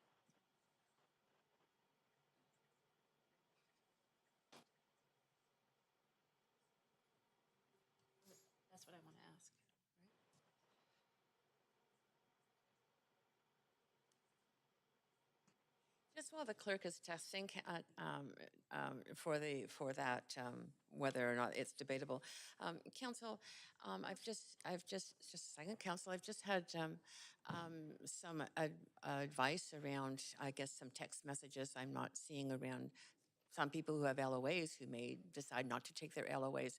It would probably be helpful if we rescinded that motion and split it into two parts, one of which would be just to continue to finish this amendment past noon, and then deal with when we want to reconsider. I'll move to rescind. Move to rescind. All those in favor say aye. Aye. Any opposed say nay. Thank you very much, Councillor Kirby. So on the floor was Councillor Bligh's amendment to extend past noon to finish this particular amendment. Okay, all those in favor say aye. Oh, did you want to debate that? No, that's fine. All those in favor say aye. Aye. Any opposed, nay? Okay, that's what we'll do. And then a second motion, Councillor? Happy to move that and curious if it's debatable. Yes, let's just hear back. I believe it is. To move it. Are we moving now? 6 o'clock. 6 p.m. You don't want to do that? Varying the extending is, I'm sorry, it is debatable. Varying the agenda is not debatable. Okay, I'm going to rescind that motion. Okay, okay, you want to rescind that motion? So we have a rescission on the floor, which is to rescind the changing the order to deal with the rest of this at 6. All those in favor say aye. Aye. Any opposed, nay? All right. I am Point of open procedure? to any other suggestion around this. Otherwise, we resume at 2. procedure? Excuse me, just one second. We resume this item at 2 unless there's any other motion on the floor. And was there a point of procedure did you have? Point of procedure. Go ahead. I have Chair, I have a point of privilege. I was waiting patiently because I believe you have to have the floor for a point of procedure, and I was told I couldn't speak earlier. It was debatable, so, but if we're going to let other councillors go with points of procedure, where some of us are waiting patiently, because we're told we can't speak, then I have a concern. I have a point of privilege. Okay. My point of privilege is that I am one of the councillors that had to leave this afternoon, and I do not intend to take it, even though it was for a board meeting, in order to prioritize this business. And I would like to signal that so that we are not making wholesale motions to vary agendas without consulting with council on whether they are also able to continue this business or prioritize it. Right. Thank you. Okay. There's no motion on the floor Point of right now. So procedure. speaking, I have a if you're point of, speaking, it's got to be points because there's no motion. I have a point of procedure. A point of procedure, and I'm sorry, I don't have a list of you, but I'll take that as the next mic that's open, just because all my queues are full of names, and I don't want to.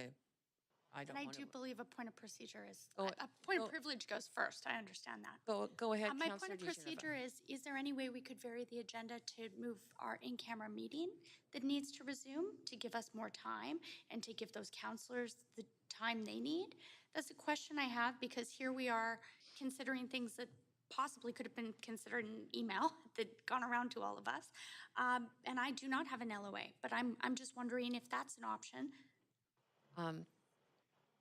And then I have another That would point be of a matter for clerks, because that is a different meeting than this meeting. So it involves other staff, not this staff. I think a more difficult question. And then my other- Maybe the clerks can find out what the procedure might be to vary that. And in the meantime, I think it might be useful to hear from other councillors with LOAs this afternoon as to the timing of those LOAs, if they're planned to take them or not, because that might influence whatever kind of motion comes on the floor to continue dealing with this item. And just one more point of procedure. Go ahead. Was there any indication on the website or any of our social media to people who have taken time today to watch this that there might be LOAs and we may actually be varying the agenda? Was there any hint of that? Okay, thank you. Okay.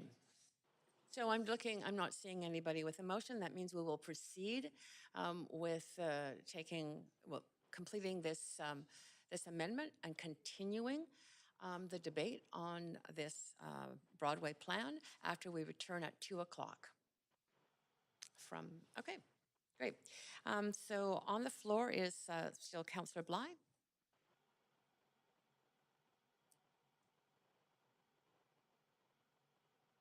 Thanks very much, Chair. Yeah, just as I didn't get the opportunity to introduce the amendment, I just wanted to offer a few comments. And seeing a number of people on the queue, I will just keep it very brief. So in addition to what staff have already commented around,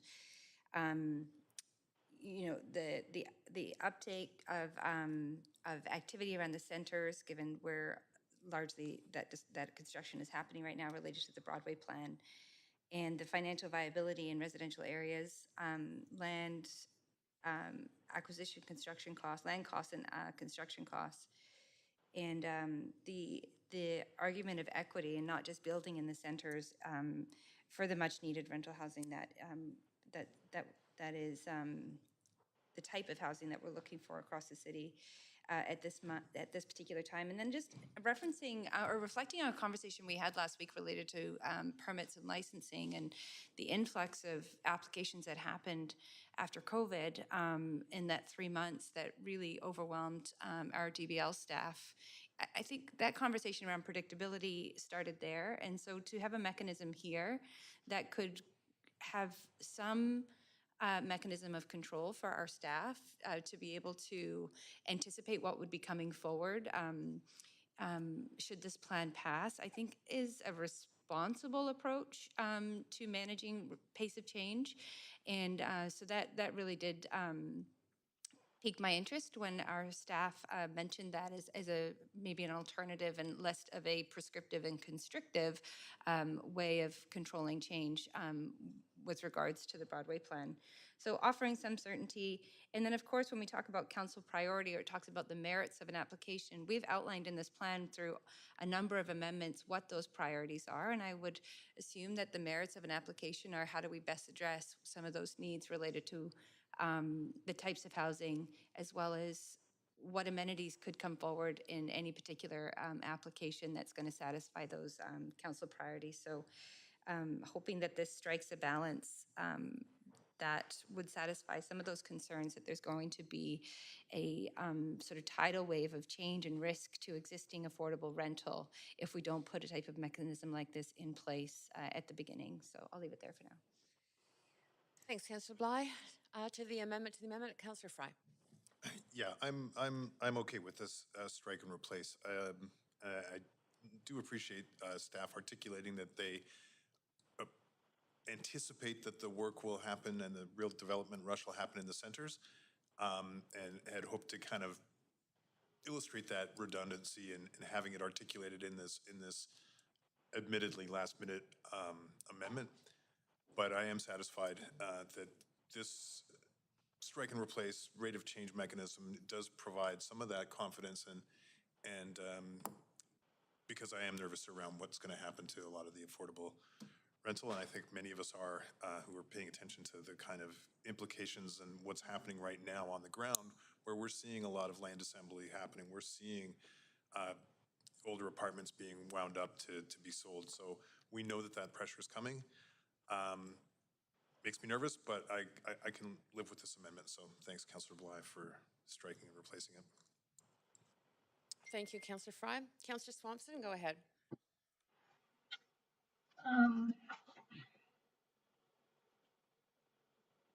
I just, I like the first resolution because it protects renters more. I think the idea of promoting ghettoization is irrelevant. Social housing only has 30% at hills. It doesn't necessarily have anything even below hills. And people don't seem to worry about ghettoization when it's the other end of the income spectrum that's living without low-income people. So I just wanted to make those points. Thanks, Councillor Swanson. Councillor Kirby Young. Yeah, thanks. Just for absolute clarity, I just want to follow up on a question raised earlier by another councillor, and it was just with respect to unintended consequences. And I just wonder if staff can just restate if they would see more applications they think coming forward in the next 6 months, for example, before they might report back than they would have otherwise.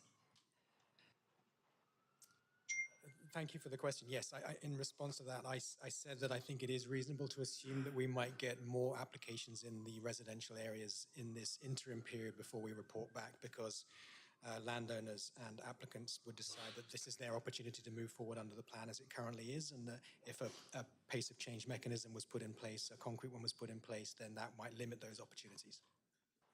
Okay, and so if we had more coming forward specifically in the residential areas, and I'm trying to think in terms of aligning the different amendments that council has considered this morning, one being the tower in the park situation, which also is asking for a report back, then conceivably if we had sort of a higher pace of applications the next 6 months, we might get them in the traditional built form and not the tower in the park.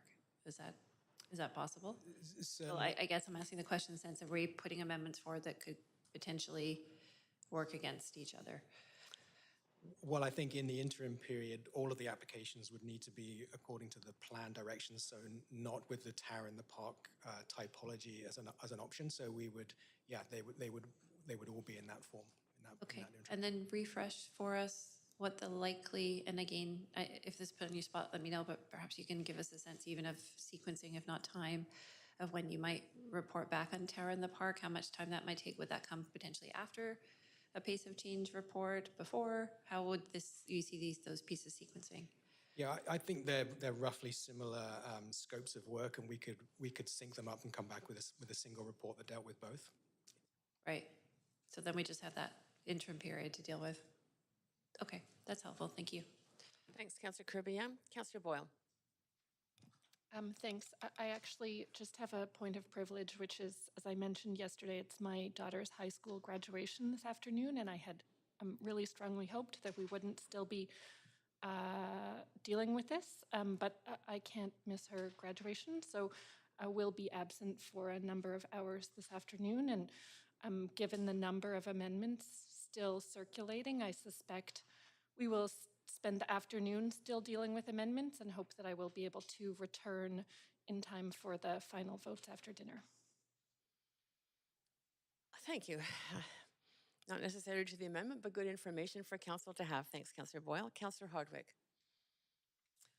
No, I'm going to pass. Oh, sorry, just 1 second. The clerk's could just get Councillor Hardwick back on, please. I'd like to ask a question of the mover of the amendment to the amendment, and that is that it says a report back at a future date. What are you thinking? I noticed there's another amendment that's come in from the mayor, for example, that states a September 1st date. Was there a reason that you didn't put a date?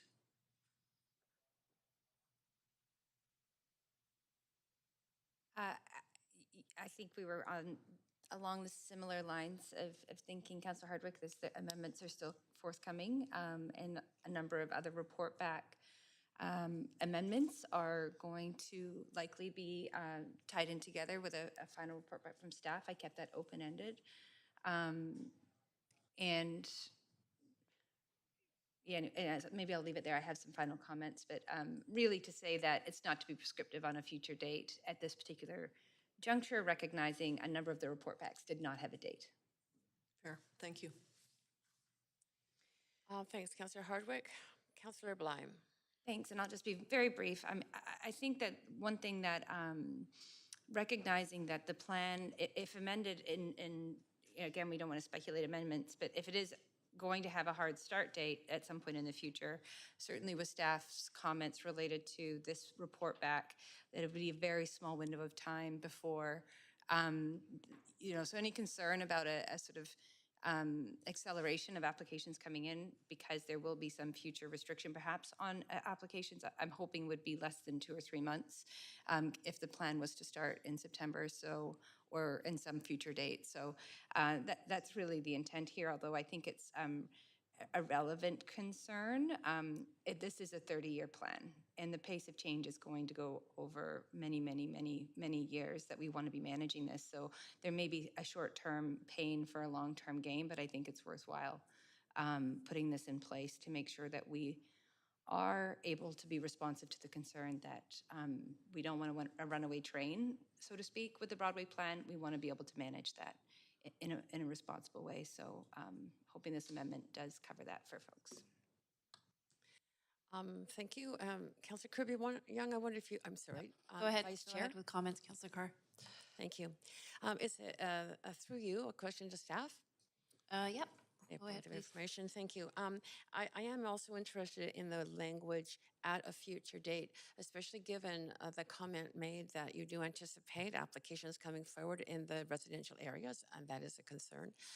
Can you give a broad estimate of how long it might take to develop a pace of change policy for the plan? Yes, thank you for the question. The scope of work isn't huge. We would need to develop some criteria and identify the correct number of applications to consider per year. I think the limiting factor is more likely to be the availability of council dates in the fall, obviously given the election. I think we could commit certainly to being able to do that work and report back in the first quarter of next year, at the latest. It's really a function of the council availability dates rather than the scope of work that we would need to do. Okay, thank you. Is that all, Councillor Carr? That's it. Thank you so much, Vice Chair. Welcome. That is at the end of our speakers list. So if clerks, you could move us to a vote. This would be on Councillor Bligh's amendment to the amendment.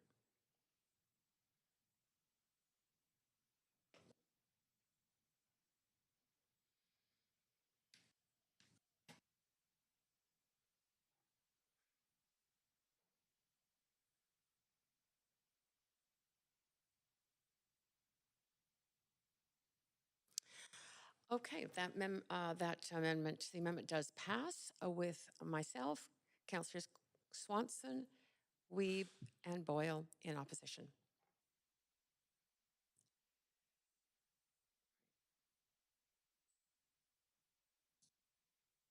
All right, we are now,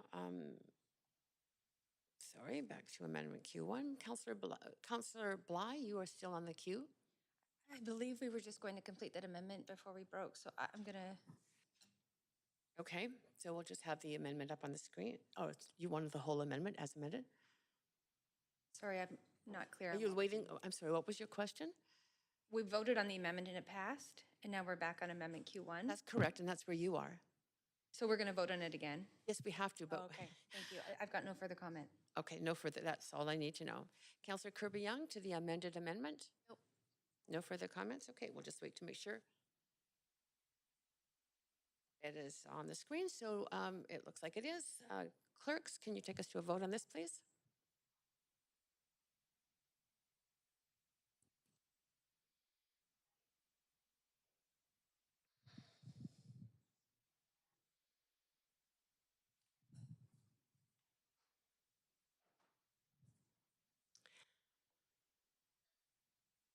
Okay, that vote does pass with myself, Councillor DeGenova, Wiebe, and Boyle in opposition.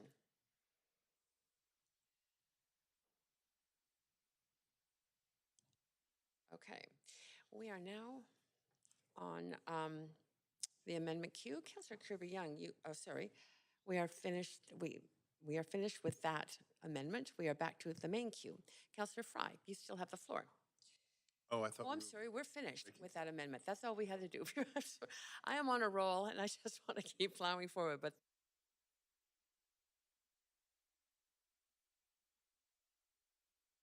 far into lunch. Let's see, 12:05. We'll return at giving us the break, 2:05.